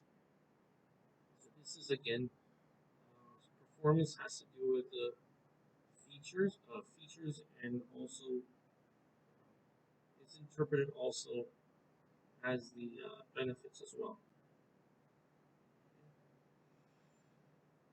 It's dealers, so basically what you have, so heavy duty truck maker people does stress performance. Its dealers and website shows plenty of information about factors such as maneuverability, productivity, reliability, comfort, and efficiency. So what that website does is it basically relates the features to the benefits. But Peterbilt ads appeals to buyers' emotions as well. They show the raw beauty of the trucks and the Peterbilt slogan, "Class pays." They have class pays in quotes. It suggests that owning a Peterbilt truck is a matter of pride as well as superior performance. Basically, that's the experience that the customer's going to get. The communicated experience that the customer's going to get is going to translate into the benefits to the customer. So, says the company, Peter built a class of the industry on highways, construction sites, cities, streets, roads everywhere. Customers can earn a living. Peterbilt's red oval is a similar, familiar symbol of performance, reliability, and pride. That is called a brand association. So, because the brand is associated with quality, people already can feel that that's something we need to do. So, this is not based upon objective criteria; it's based upon perceived value, and the perceived value from their point of view becomes their benefits. Now, this is not uncommon because if you consider something that's a famous brand versus not a famous brand, people have different feelings about it. Now, for example, suppose we compare, for example, McDonald's, right, for example, to, let's say, an unknown hamburger restaurant, right? Big difference, right? That's what it is. When suppliers offer very similar, business buyers have little basis for strictly rational choices because they can meet organizational goals. Here we go. They can meet organizational goals with supplier buys and can allow personal factors to play a larger role in the decisions. However, when competing products differ greatly, business buyers are more accountable for the decisions that pay uh, for their choices and tend to pay more attention to economic factors. So this is when you have competition in your niche.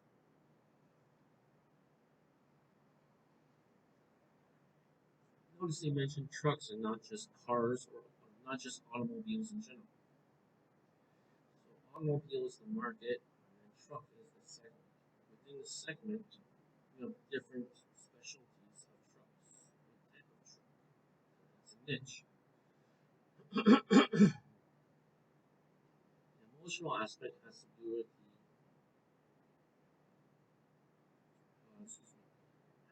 do with the experience with and experience ultimately relating to the perceived benefits. Now we have to understand that there are environmental factors to consider as well. Business buyers are hardly influenced by factors in the current and expected economic environment, such as the level of primary demand and economic outlook. We'll have an intermission in a moment here. And the cost of money. We also have the cost as well, relating to the purchasing power, possible purchasing power that the company can spare. Another environmental factor is supply of key materials. What is that supply? Okay, we have demand and we have supply. Many companies are now willing to hold larger inventories of scarce materials to ensure adequate supply. Business buyers, that's what it is. That's your warehousing management, which I won't go into detail, but there's different things to consider with that. Business buyers are affected by technological, political, and competitive developments in the environment. So those are the factors in the environment. Finally, cultural and customs can strongly influence business buyers' reactions to marketers' behavior strategies. It's basically like the accepted behavior within a group or society, especially international marketing environment. The business buyer must watch these factors to determine how they'll affect the buyer and try to turn these challenges into opportunities. I was talking about problems. Whenever there's a problem, there's an opportunity.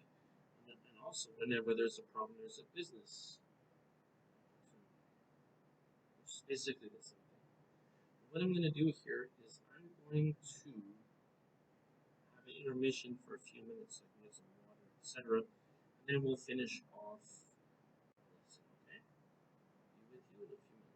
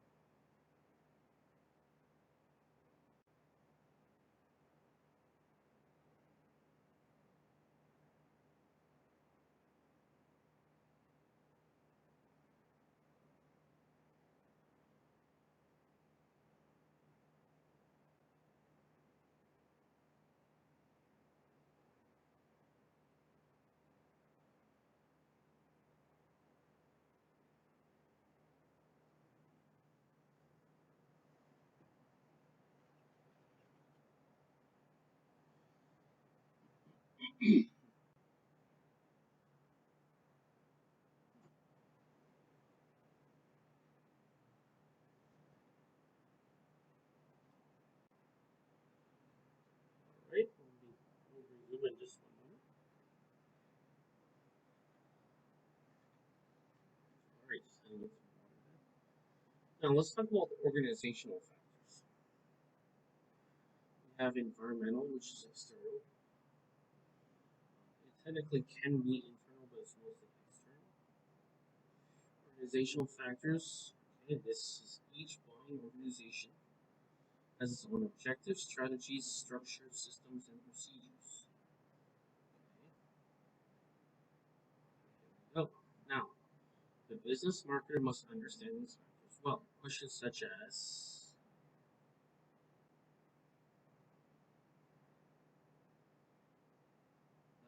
as these arise. How many people are involved in the buying decision? Who are they? What is their evaluative criteria? And what are the company's policies and limits on buyers? When you have a sales meeting, okay, technically, in terms of what the marketing department will do, they'll formulate a strategy in which the sales department will center its sales presentation around. The idea is you have a sales presentation around communicating the value of the product or service that you have. And that's communicated in the features first, as in what you literally get, and also the transformative qualities in terms of the balance. That's what it is.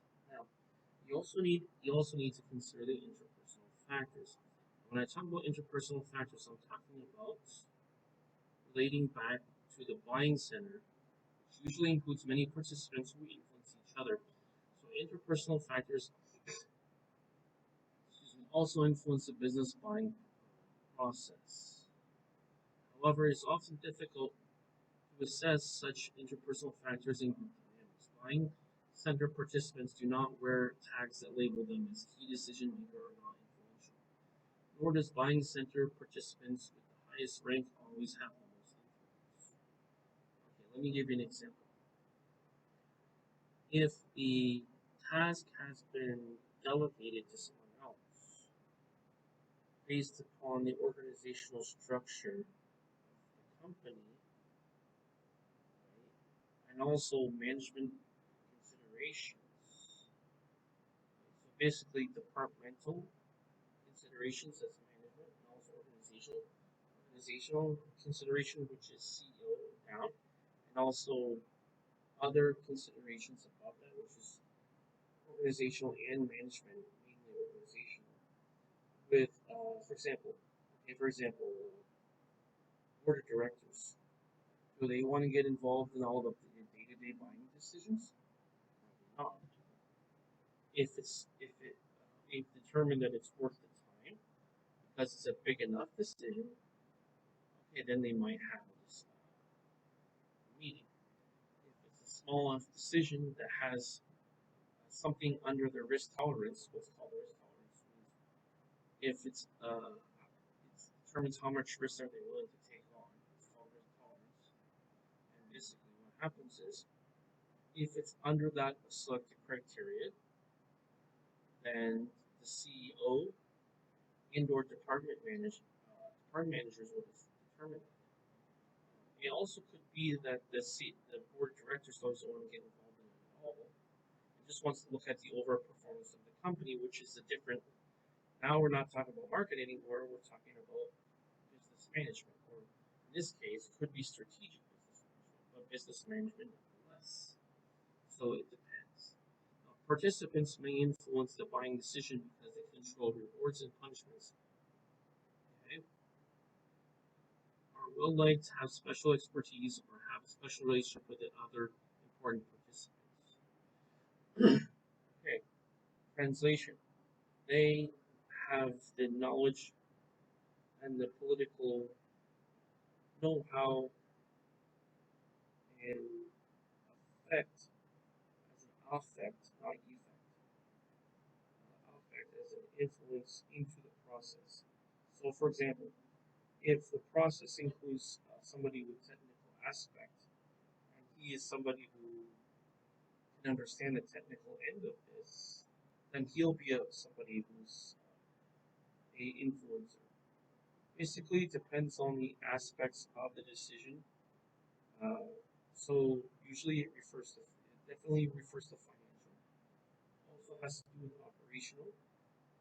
Right? So it sometimes also refers to technical, right? Depending on what it is. Okay, so if you're an engineer at the company, you help produce the product. You help and you understand. Sorry, if you're the one who understands what product should be made based on the specifications, technical, then you can do that. Operational, how is this going to be delivered and used and stored? Operational. And of course, you have top level executive management, also relating to the overall performance, short term and long term, whether quarterly, yearly, even beyond of the company as well. So it depends on the departmental factors. Now, interpersonal factors are often very subtle. Could be in terms of the factors or how it's assessed. Whenever possible, business marketers must try to understand these factors and design strategies and take them into account. So it's just like this. Suppose I want to sell something, right? I have to consider who's the one who's making the decision. Those are the people I'm going to have to show value to. These are the ones I'm going to have to convince that we should place an order. The decision maker is the person you need to communicate the value to, or if the decision maker has delegated that out to the influencers, then you look at the influencers as the people who will basically tell the decision maker what they should do. It depends on who is delegated to decide what. So we also have individual factors. Individual factors, each participant in the buying decision process brings in personal motives, perceptions, and preferences. This is their own personal assessment of the product or service. Okay. Now, these individual factors are affected by personal characters such as age, income, education, professional identification, personality, attitudes towards risk. So the main ones I will talk about is education, personal identification, right, and attitudes towards risk. Mainly, I would say the skill set, including the education, because these individual factors also have their own opinion based upon the value, the expertise they bring as relates to buying decision process. Also, buyers have different buying styles. Some may have technical types, which is your technical people. Others may have in-depth analysis of competitors' proposal, which is mainly like your marketing department. And other buyers may be intuitive negotiators who adapt to pitting the sellers against one each other for the best deal. That could be your your upper level management slash CEO. Their intuitive sense usually refers to the experience, and their experience has value because of their acquired expertise. Now, remember the major influences on business buying behavior. We have environmental, which is the economy, supply conditions, technology, politics and regulation, uh, slash regulation, competition and culture.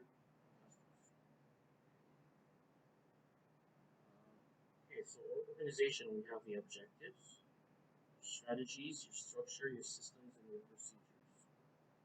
Interpersonal, you have influences. So you have influence, expertise, authority, and dynamics. Then also, for the fourth factor, you have the individual. The individual, you need to consider the age or education, the job position, motives, personality, preferences, and then maybe bias. So you see the ones that I've highlighted are pretty much the more important ones. And then to reiterate, if we go with the first four, environmental, I would say the economy, supply conditions, technology, and then competition. Organizational, we talk about objectives and strategies. Oops, well, they're all important, so I guess um, systems is a way we can do it more efficiently. Interpersonal, we talk about expertise and influence, and sometimes authority. Because if we're talking about interpersonal, and for the individual, I think most important is age, education, job position, and bias. The motives, the personality, and the preferences are not so important to management as it is the competency, the position, whether their opinion matters, and whether or not their style is accepted by the company. Once you combine the environmental, the organizational, the impersonal, the interpersonal, and the individual, now then, once you combine those four, you can deal with the buyers. Remember, we have those four parts. There's a four parts to something. Just like if you make coffee, you have ingredients, right? Those are your four main ingredients. In each ingredient, you have your own chemistry, right? So you have parts in the ingredients, right? Chocolate has ingredients, right? Mix of chocolate. So you take the four ingredients and then take up the parts in between the ingredients. Those four, when you add them up together, then we can all relate to the buyers. It's kind of because it is a team effort and it's a team concept. Now, there is a case example of international marketer manners. This has to do with culture and how you interact with the customer. I do recommend that you read this just as an overview. Basically, as they say in here, when in Rome, do as the Romans do. That pretty much sums it up. When you're dealing with the customer, you have to orientate yourself to the manners of the customer. What you need to do, you need to avoid doing what would offend them. You need to make sure that you include things that would make them happy and give them face, especially if you're dealing with Asian customers. This has to do with the behavior, the customs. It's a particular way of interacting with people, the most polite and accepted way. Remember, you're doing this from the customer's point of view. You need to orientate the behavior and the culture according to the customer. Yes, they should also reciprocate that with politeness as well. But remember that we're serving the customer, not the other way around. Customer's not serving us. So it's like if you look at this picture here, you can see you have a lady here. Looks like she's either advising him or she's observing. And you notice how he's giving the customer his business card. Now with Asians, the way this is just kind of a tip dealing with Asians because I lived in Asia for a few years. I know I've been to several countries in Asia, so it's a similar idea. They have slight differences in culture, but it's a similar idea. When you present a business card, you need to present it very formally and with two hands, not with one hand. And then you don't let go until they grab a hold of the card. And then there's other things to do, maybe like bowing. Sometimes they don't like to shake hands. Sometimes they prefer to shake hands. You need to know the customary traditions. You need to make sure that you understand how to be polite and how to present your manners to them according to how they do. You understand? Okay, so that's the idea. Now, I do recommend you read through that just to understand the full scope of it, but that's basically what it is. Now, as far as the business buying process is concerned, we have some definition in terms I'd like to talk about. First one is the problem recognition. Now, this is the first stage of business buying process in which someone in the company recognizes a problem or need that can be met by acquiring a good or service. Okay? Yes, this is quite logical. It's just like if I say I have a solution to a problem, what's the first thing you talk about? The problem, not the solution. Because our solution is based upon the problem, not the problem based upon the solution. Understand? I mean, sorry, excuse me. The solution is based upon the problem, not the problem based upon the solution. So the first thing that must happen is understanding and recognizing what the problem is in the first place. Okay? Now, the second thing we need to do is we need to look at the general need description. We need to understand that as the stage in the business buying process in which the buyer describes the general characteristics and quantity of a needed item. Okay? Now that basically, if I were to summarize it, that's basically your features.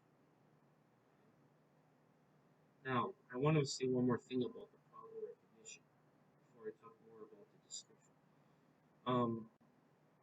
Besides the definition I just told you, uh, perhaps a purchasing manager is unhappy with the customer's supplier's product quality, service, or prices. Externally, the buyer might get some new ideas at a trade show, see an ad, or receive a call from a salesperson who offers a better product at a lower price. This is kind of like the scenario. In fact, in the advertising, business marketers often alert customers to potential problems, then show them their products and services and to provide solutions. For example, an award-winning ad from Makino Engineering Services, a leader maker of advanced machining tools, highlights a daunting customer problem, hard to machine. So, okay, here we go. It's a customer problem, so now we present the solution. What's the customer problem? First, what is the customer problem? Hard to machine parts. So when they see machine parts, they mean acquiring or developing, acquiring or manufacturing parts. In the ad, the powerful visual shows a machine part that looks like a scary monster, complete with fangs. The ad's headline then offers a solution. Our application engineers love the scary parts. The ad goes on to reassure customers that Makino can help them with their most difficult, machine parts and urges. And he says, don't be afraid of the part. So you're appealing to the emotional aspect of it. First, you're focusing on the need, and then you're going to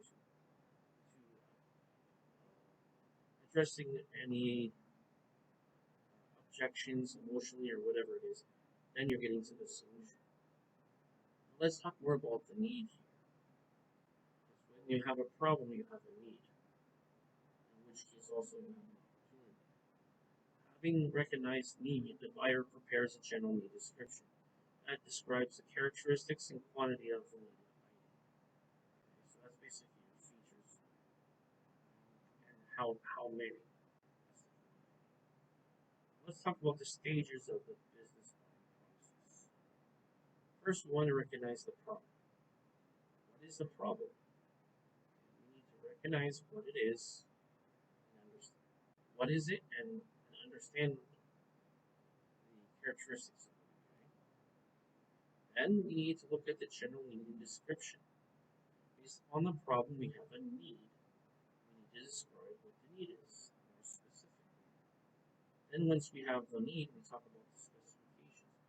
These are the specifications to fill your need.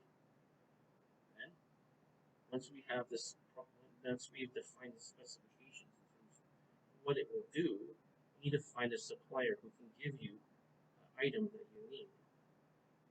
Then from the supplier, we need to look at this the proposal solicitation. Basically, it's a proposal advertising or suggesting something, suggesting a deal.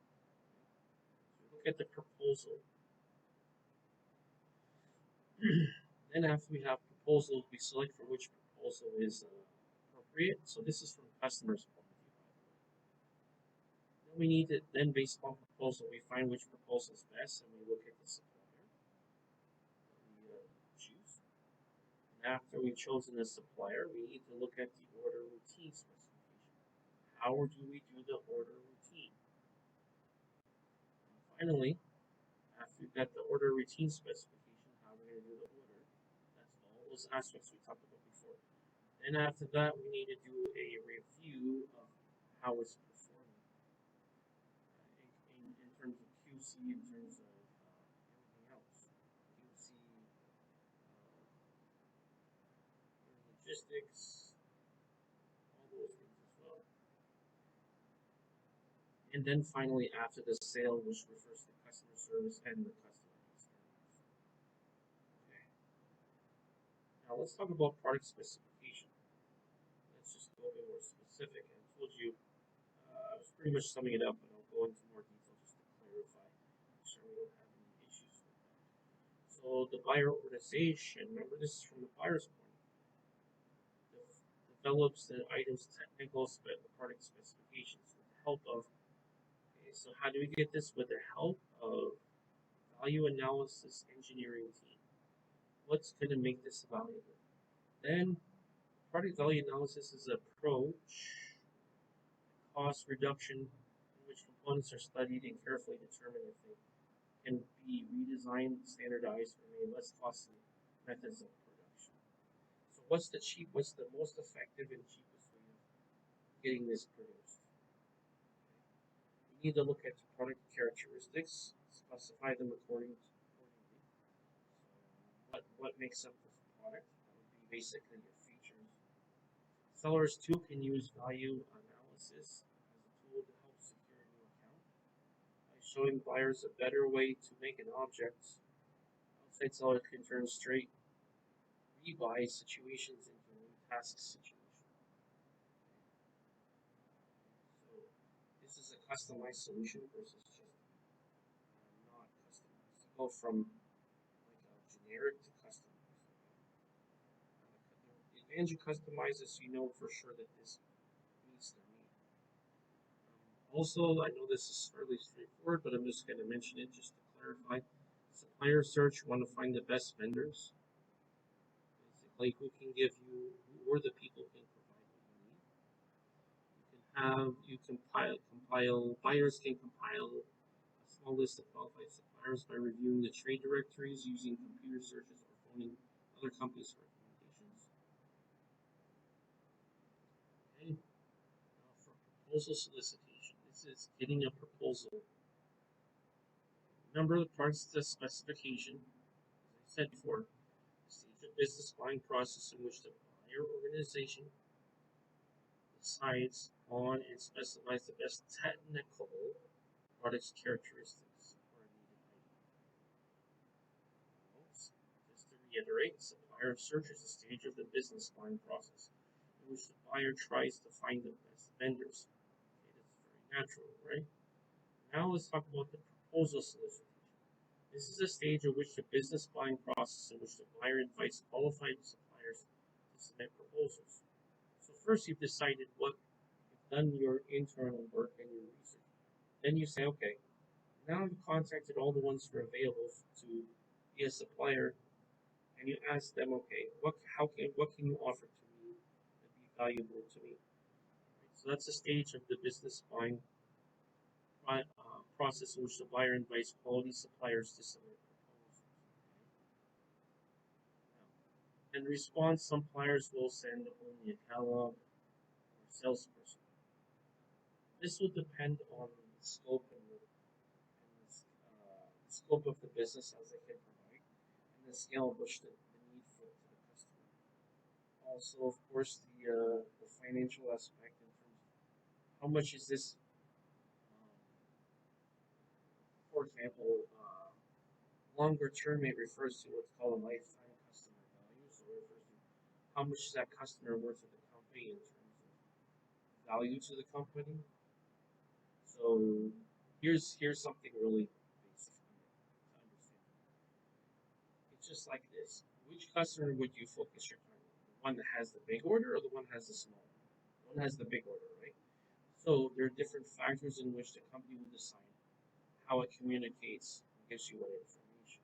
So if you're proposing a large order, maybe they'll have somebody in person and or with a catalog or whatever, the formal sales presentation. Versus if you're just like just getting information, they might just send you a catalog, and then from there you can decide if you haven't already what how large of an order you would like. Okay. In other words, can that business fulfill and supply that order? Business marketers are skilled in researching, writing, and presenting proposals in response to buyers' solicitations. Why? Because they need to show that their product is valuable and meets the needs of the customer. Proposals should be marketing documents, not just technical documents. Remember, this is in reference to marketing, not science, technology. Presentation should inspire confidence and make the marketer's company stand out from the competition. Why? You need to make yourself different. Why should I do business with you instead of the other customer? This is called product differentiation or marketing differentiation. Now, we also have something called supplier section. Now, with a supplier section, that's a stage of the business buying process in which the buyer reviews proposals and selects a supplier or suppliers. Remember that we need to do it in this order. We don't do it in opposite orders. We don't consider a supplier before we consider the proposal. We don't consider the proposal before we consider the supplier, and so on. We need to do it in this order. Otherwise, it doesn't make any sense. Now, remember that the buying center often will draw up the desired supplier attributes and their relative importance. Okay? Such attributes include product and service quality, reputation, on-time delivery, ethical corporate behavior, and honest communication, and competitive prices. Don't forget that as well. Now, buyers may attempt to negotiate with preferred suppliers for better prices and terms before making the final selections. This is basically the time for the buyer to negotiate with the supplier. In the end, they may select a single supplier to few suppliers. Many buyers prefer multiple sources of of supplies, avoid being totally dependent on one supplier, and allow companies prices and performance of several suppliers over time. Today's supplier development managers want to develop a full network of supplier partners. Here we go. Supplier development managers want to develop a full network of supplier partners who can help the company bring more value to its customers. Yes, your product is only as good as the materials that it has in it. In fact, I can tell you from my experience that makes a difference in the product.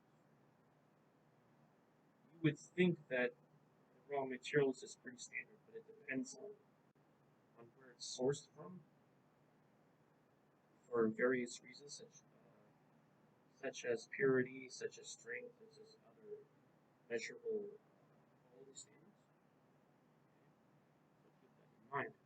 Now, for online routine specification, that's the stage in which the business buying process in which the buyer writes the final order and the chosen suppliers listing the technical specifications, quantity needed, expected time of delivery, return policies, and basically this is the full disclosure of all the terms of sale.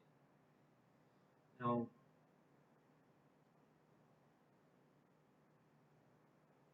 a blanket contract creates keep in mind that a blanket contract creates a long-term relationship in which the supplier promises to resupply the buyer as needed at agreed prices for a set period, whatever's in the contract. Many large buyers now practice what's called vendor managed inventory. So these are large buyers now practice.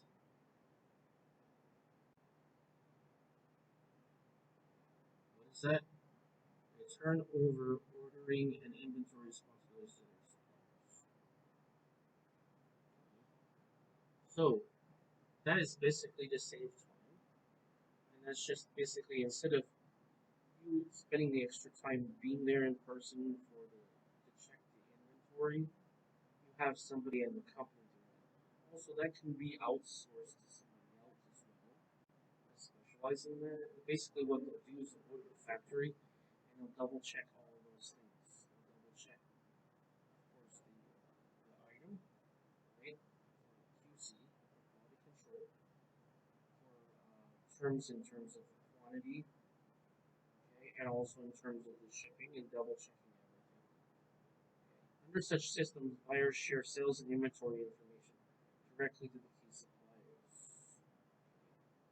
Their idea is to make things go smoothly, especially when the buyer doesn't have as much time. Now, the suppliers then monitor inventories to replenish the stock automatically as needed. And that's something, by the way, for warehouse management and retail management also they do that as well. For example, most major suppliers, the large retailers, like I just said, I didn't even read it, I just know how this works. Big retailers such as Walmart, Target, Home Depot, and Lowe's assume vendor managed inventory responsibilities. So it's kind of like if you're a big customer, you have a large inventory, and you need the you need to be resupplied. What you're gonna do is you're gonna say, okay, I want you to take care of that for me because I've got a big order. I don't have time to go through all this inventory. That's what I'm gonna be paying you guys for. So it could be directly the person, your supplier, or it could be a third party. Keep that in mind. Next, we have performance review, and that's the stage of business buying process in which the buyer assesses the performance of the supplier and decides to continue, modify, or drop the arrangement. So basically, this is the experience they have compared to the expectation. Now, the seller's job is to monitor the same factors used by the buyer and make sure the seller is giving the expected satisfaction. Pretty straightforward, right? It's kind of like, okay, this is what he paid for, this is the specifications that need to be provided. Okay.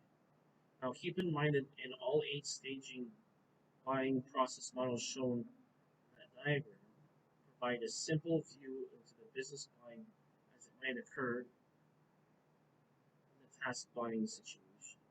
However, the actual process is usually much more complex. In the modified rebuy or straight buy situation, some of the stages would be compressed or bypassed. So it depends on the situation. Does it need to be customized or not customized? Are you repeat or you're not repeat? Are you a new customer or are you not new customer? You need to consider the exact situation to determine whether all those stages are going to affect or not. Because it depends on the type of customer you are and what are your goals and intentions at the time. Different buying center participants may be involved in different stages of the process. Although certain buying process steps usually do occur, buyers do not always follow them in the same order as they may add up in other steps. So basically, they consolidated the steps because they weren't relevant to their situation. Often, buyers repeat certain stages of the process. Finally, customer relationship management. Sorry.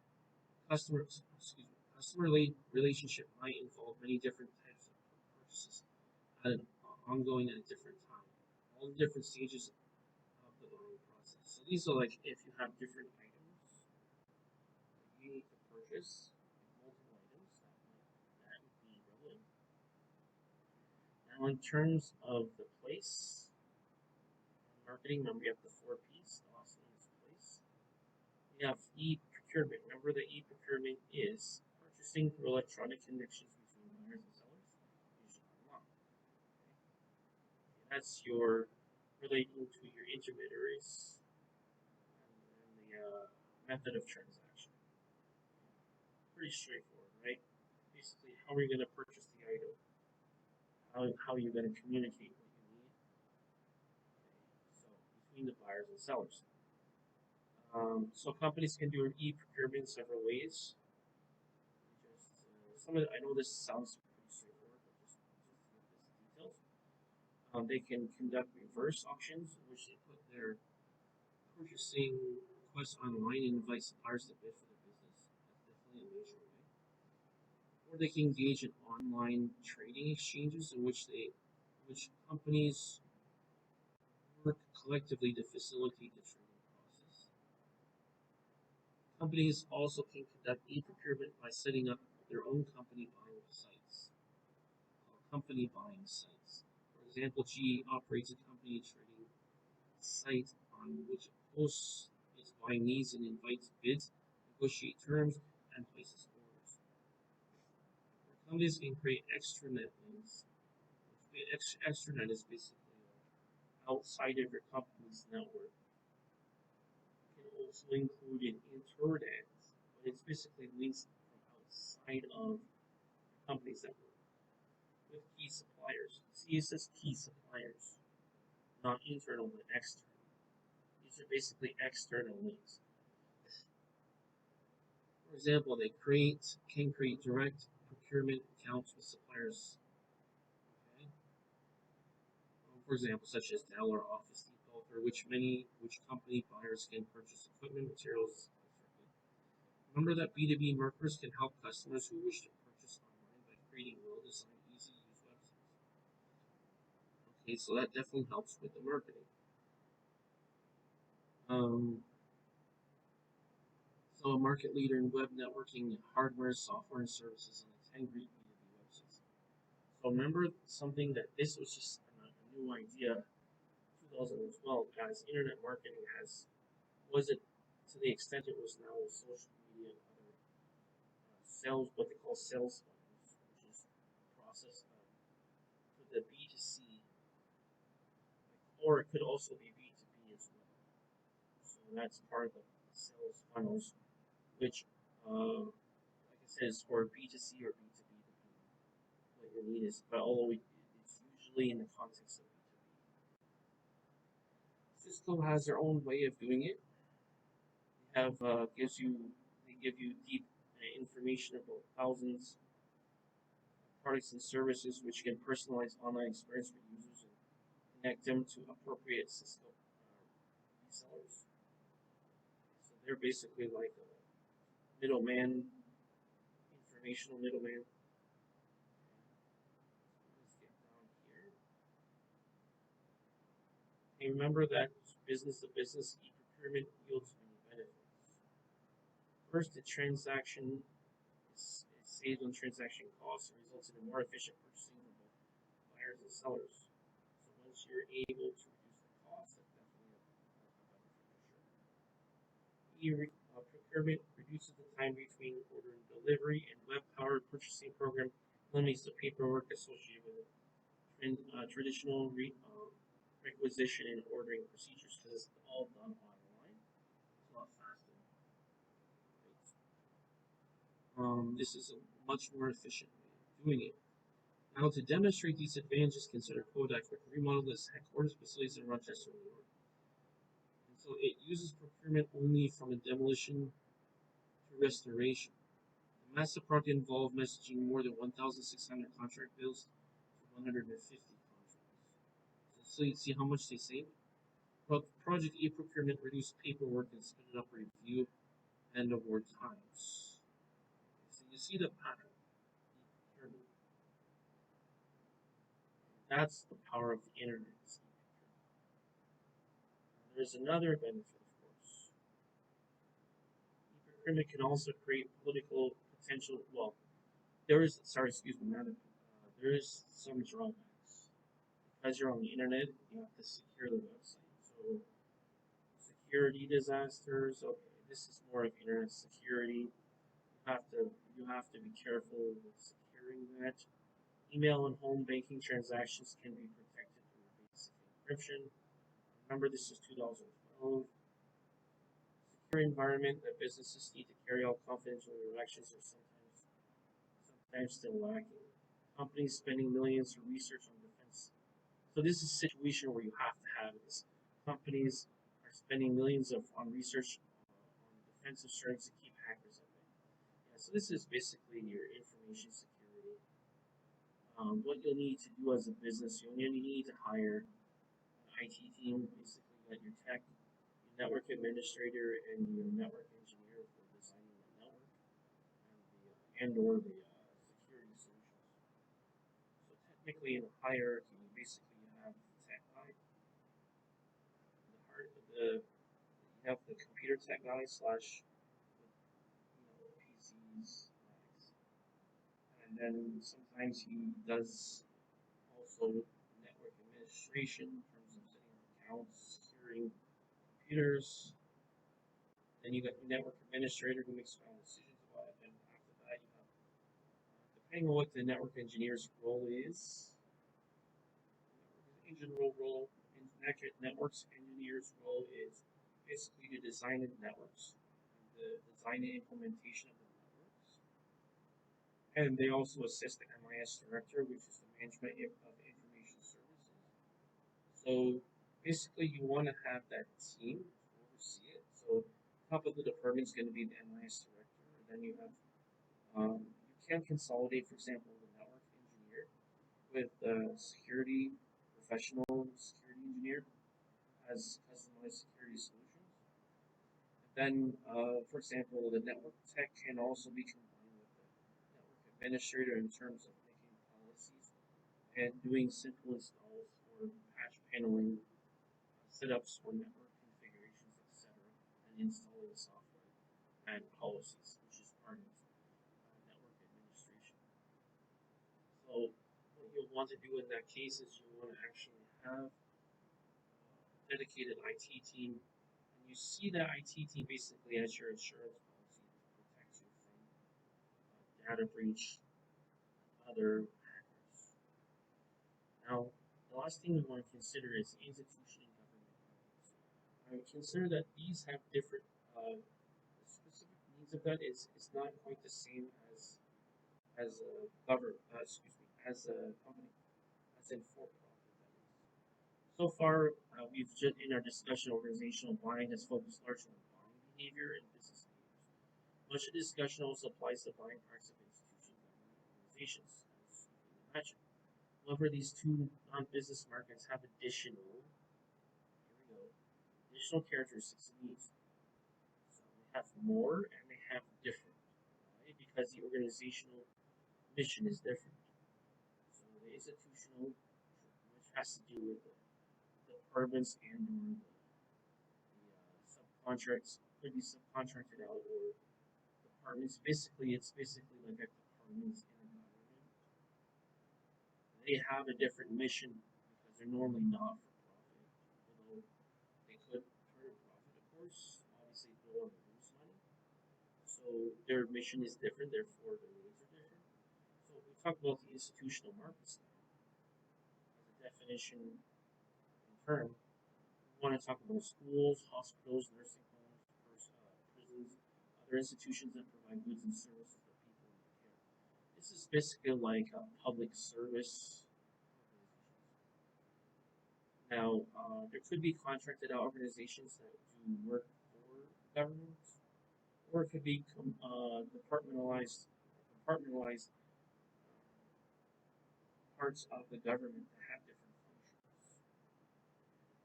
Now, the institutional work consists of, as we said, schools, hospitals, nursing homes, prisons, and other institutions that provide goods and services to people in care. Institutions differ from one another in their sponsors and their objectives, just like I was saying. What brings in money? How do they bring in? What brings in their money?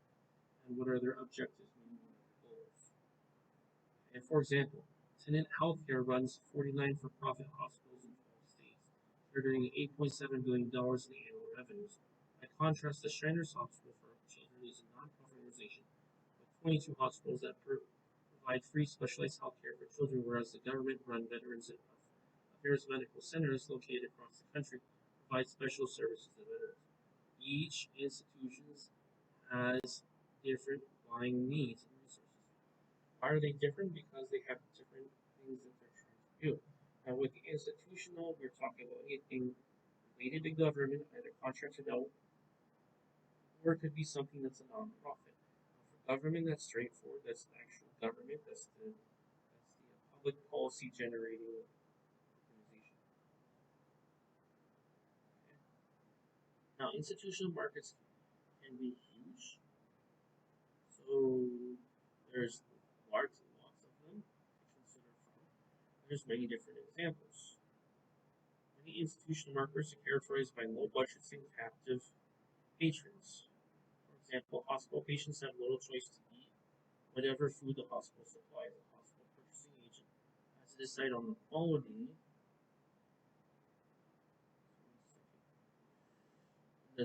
Quality of the food supplied for patients, because the food is provided as part of the total service package.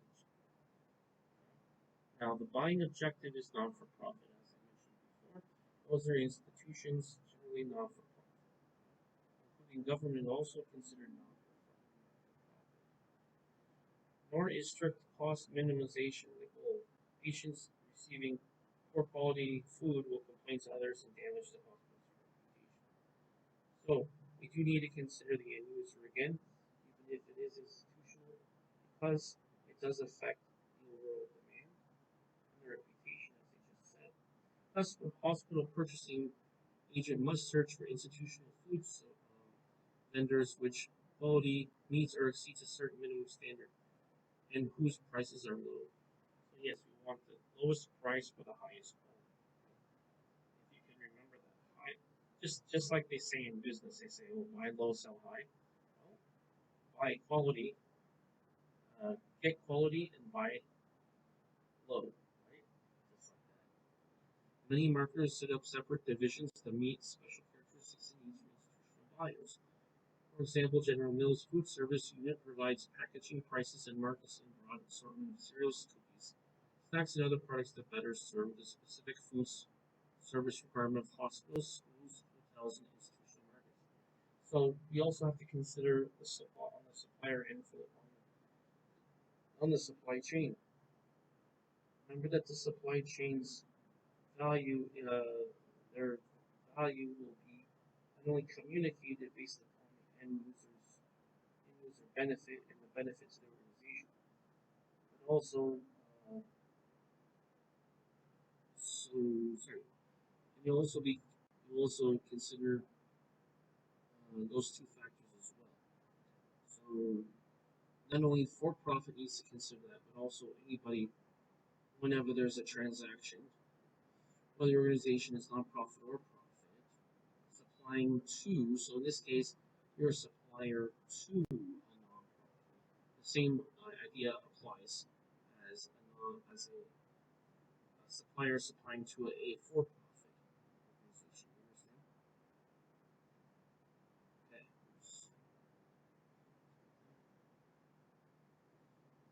Mind.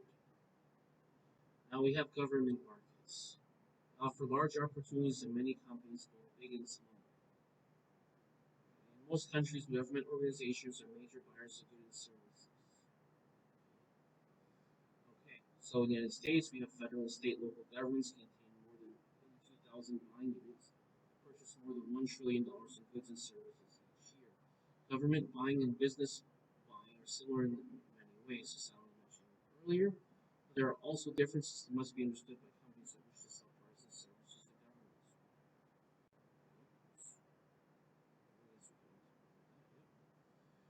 To succeed in government markets, sellers must locate key decision makers and identify the factors that affect buyer behavior and understand the buying decision process. It's the same thing as if you're a supplier to a for-profit organization, whether institutional, whether or not you're government. It's the same idea as far as a marketing strategy. Government organizations typically require suppliers to submit bids, and normally they award the contract to the lowest bidder. In some cases, a government unit will make allowance for the supplier's superior quality or reputation. Completing contracts on time.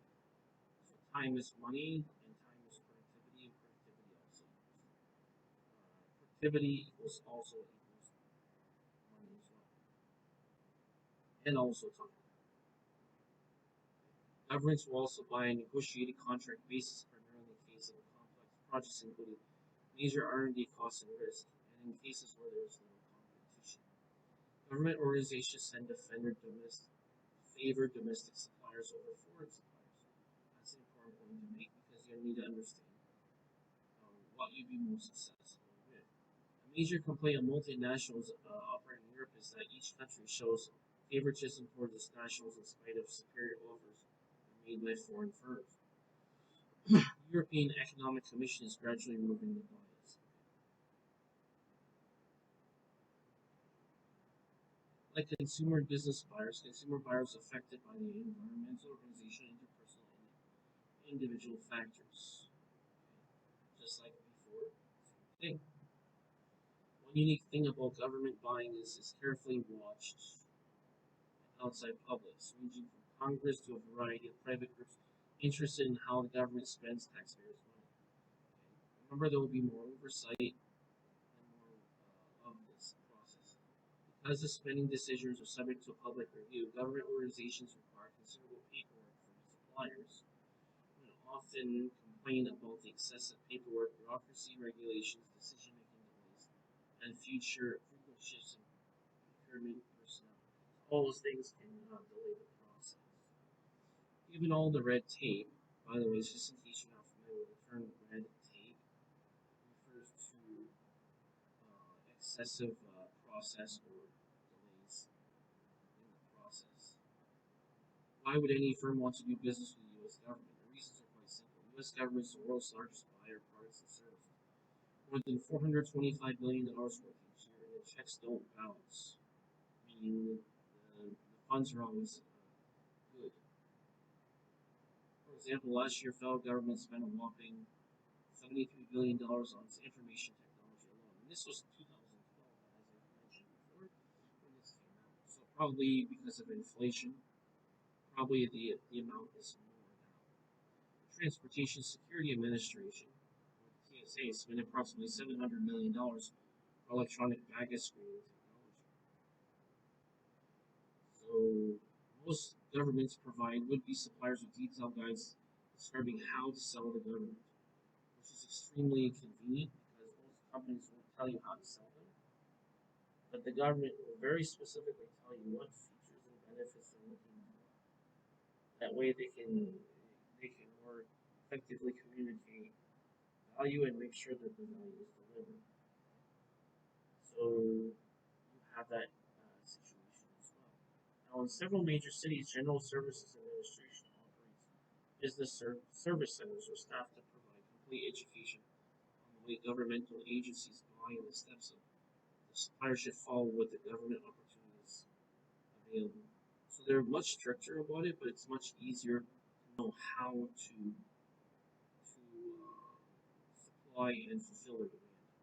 Various trade magazines and associations provide information on how to reach schools, hospitals, highway departments, and other government agencies. And almost all of these government organizations and associations maintain internet sites offering up-to-date information and advice.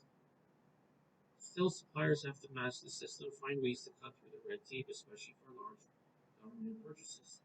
Now, this is for the same logical reasons, because whenever you have a bigger purchase, there's more risk and there's more oversight from a legal standpoint, and also from a government, from a public oversight as well, as far as government accountability.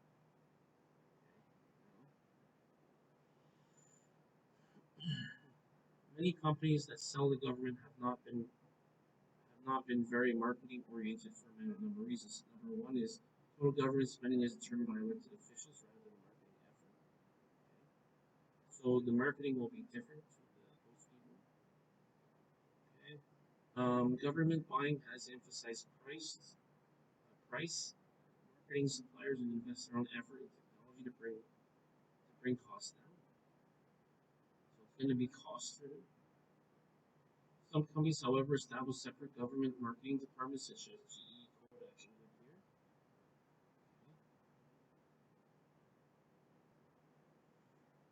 These companies anticipate government needs and projects and participate in the product specification phase. Gather competitive intelligence and prepare bids carefully. They produce stronger communication to describe and enhance their company's reputation. We gotta focus our marketing very specifically on who we're trying to sell to and who are we doing business with as well going forward.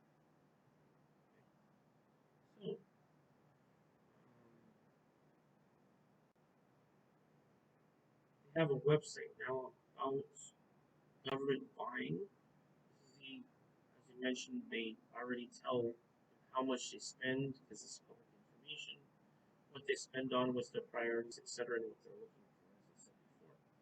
We have websites that are all about that.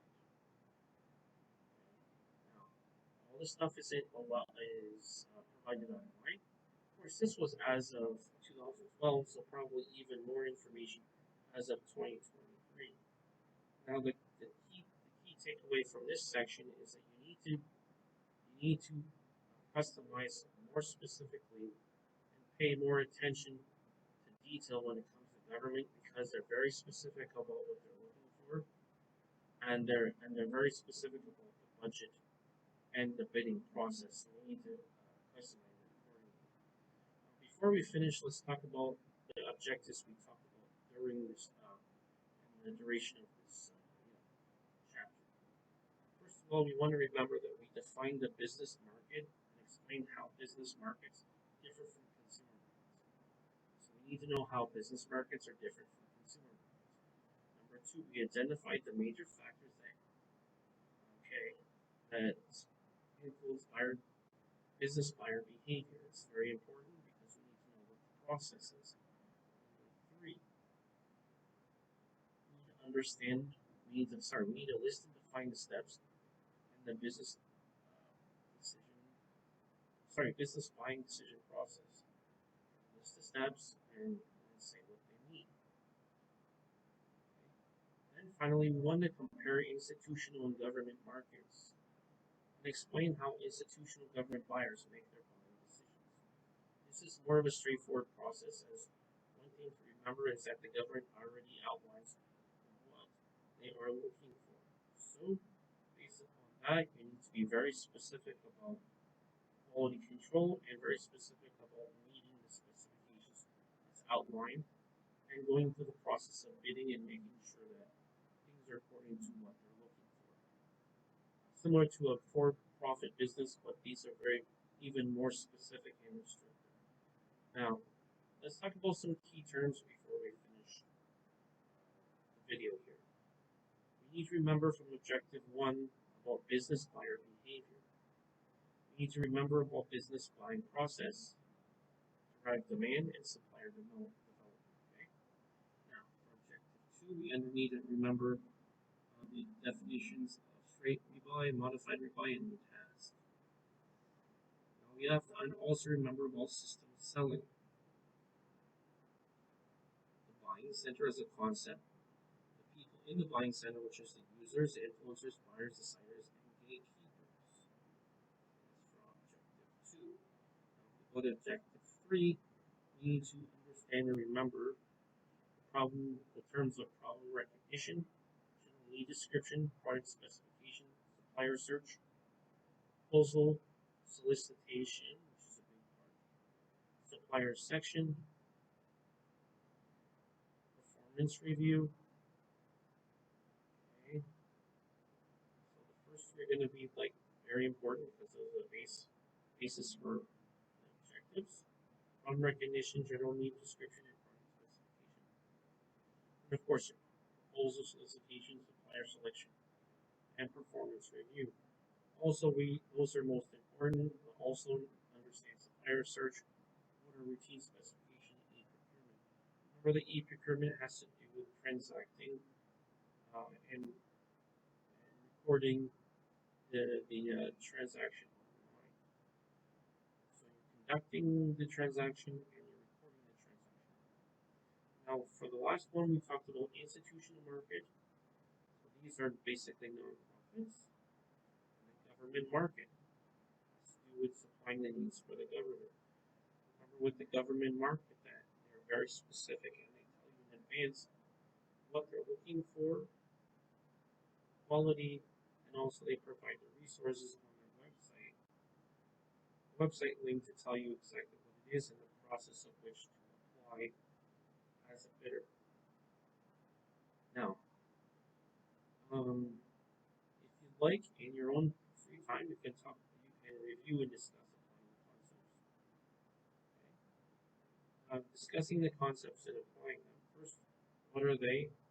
And apply them to a specific scenario. Then the rest you can review about technology, marketing, and the economy. Marketing by the numbers is very straightforward, step by step. And then you can look at the case examples. Remember, Cisco system had their case example. It's good to look through the case examples to see how they did it. Okay. And then what made Cisco successful? Now, the important takeaway from these case examples is their application of the principles defined. Now, I'm going to leave you with 5 here questions for discussion. Number 1, discuss the nature of the market structure and the demand for Cisco product. Number 2, given the industries in which Cisco competes, what are the implications of major types of buying situations? Number 3, what specific customer benefits will likely result from Cisco products mentioned in the case? That's where you have to look in the case. When you see the case, it's based upon applying marketing principles, of which we've been talking about all along. Number 4 is discussing customer buying process for one of Cisco's products. Discuss the selling process and what ways do the process differ from those found in buying and selling a broadband router for home use. They have their own way that works. And then lastly, which is number 5, in the relationship between Cisco's own collaborative culture and the products and services, it sells something that could work for all companies. What you want to do is consider the issue for consumer products such as P&G. I'm just going to put that consider issue for consumer products. Alright, so that should wrap it up for now.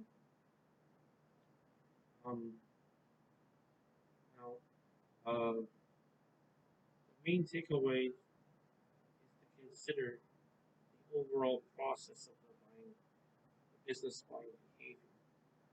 You need to remember that you need to consider all factors. You need to consider who your customer is, delivery, and all the processes in the supply chain, and how marketing relates to all of those as well. Next lesson, which will be next Tuesday, I will talk about the customer-driven marketing strategy, which is creating value for target customers. This is more of the specifics of how and what you're going to communicate to customers to show the value and what is the process.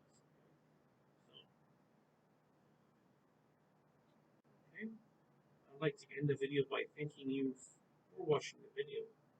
Please click like on the video. That way it can be pushed to the algorithm. That way more people will be able to watch the video and get value from it. Also, if you haven't already, please click subscribe. That way you'll have access to all my videos. And also, if you haven't already, please click on the bell button. That way you'll be notified of all my future videos. I would like to sincerely thank you for watching the video. I'd like to wish you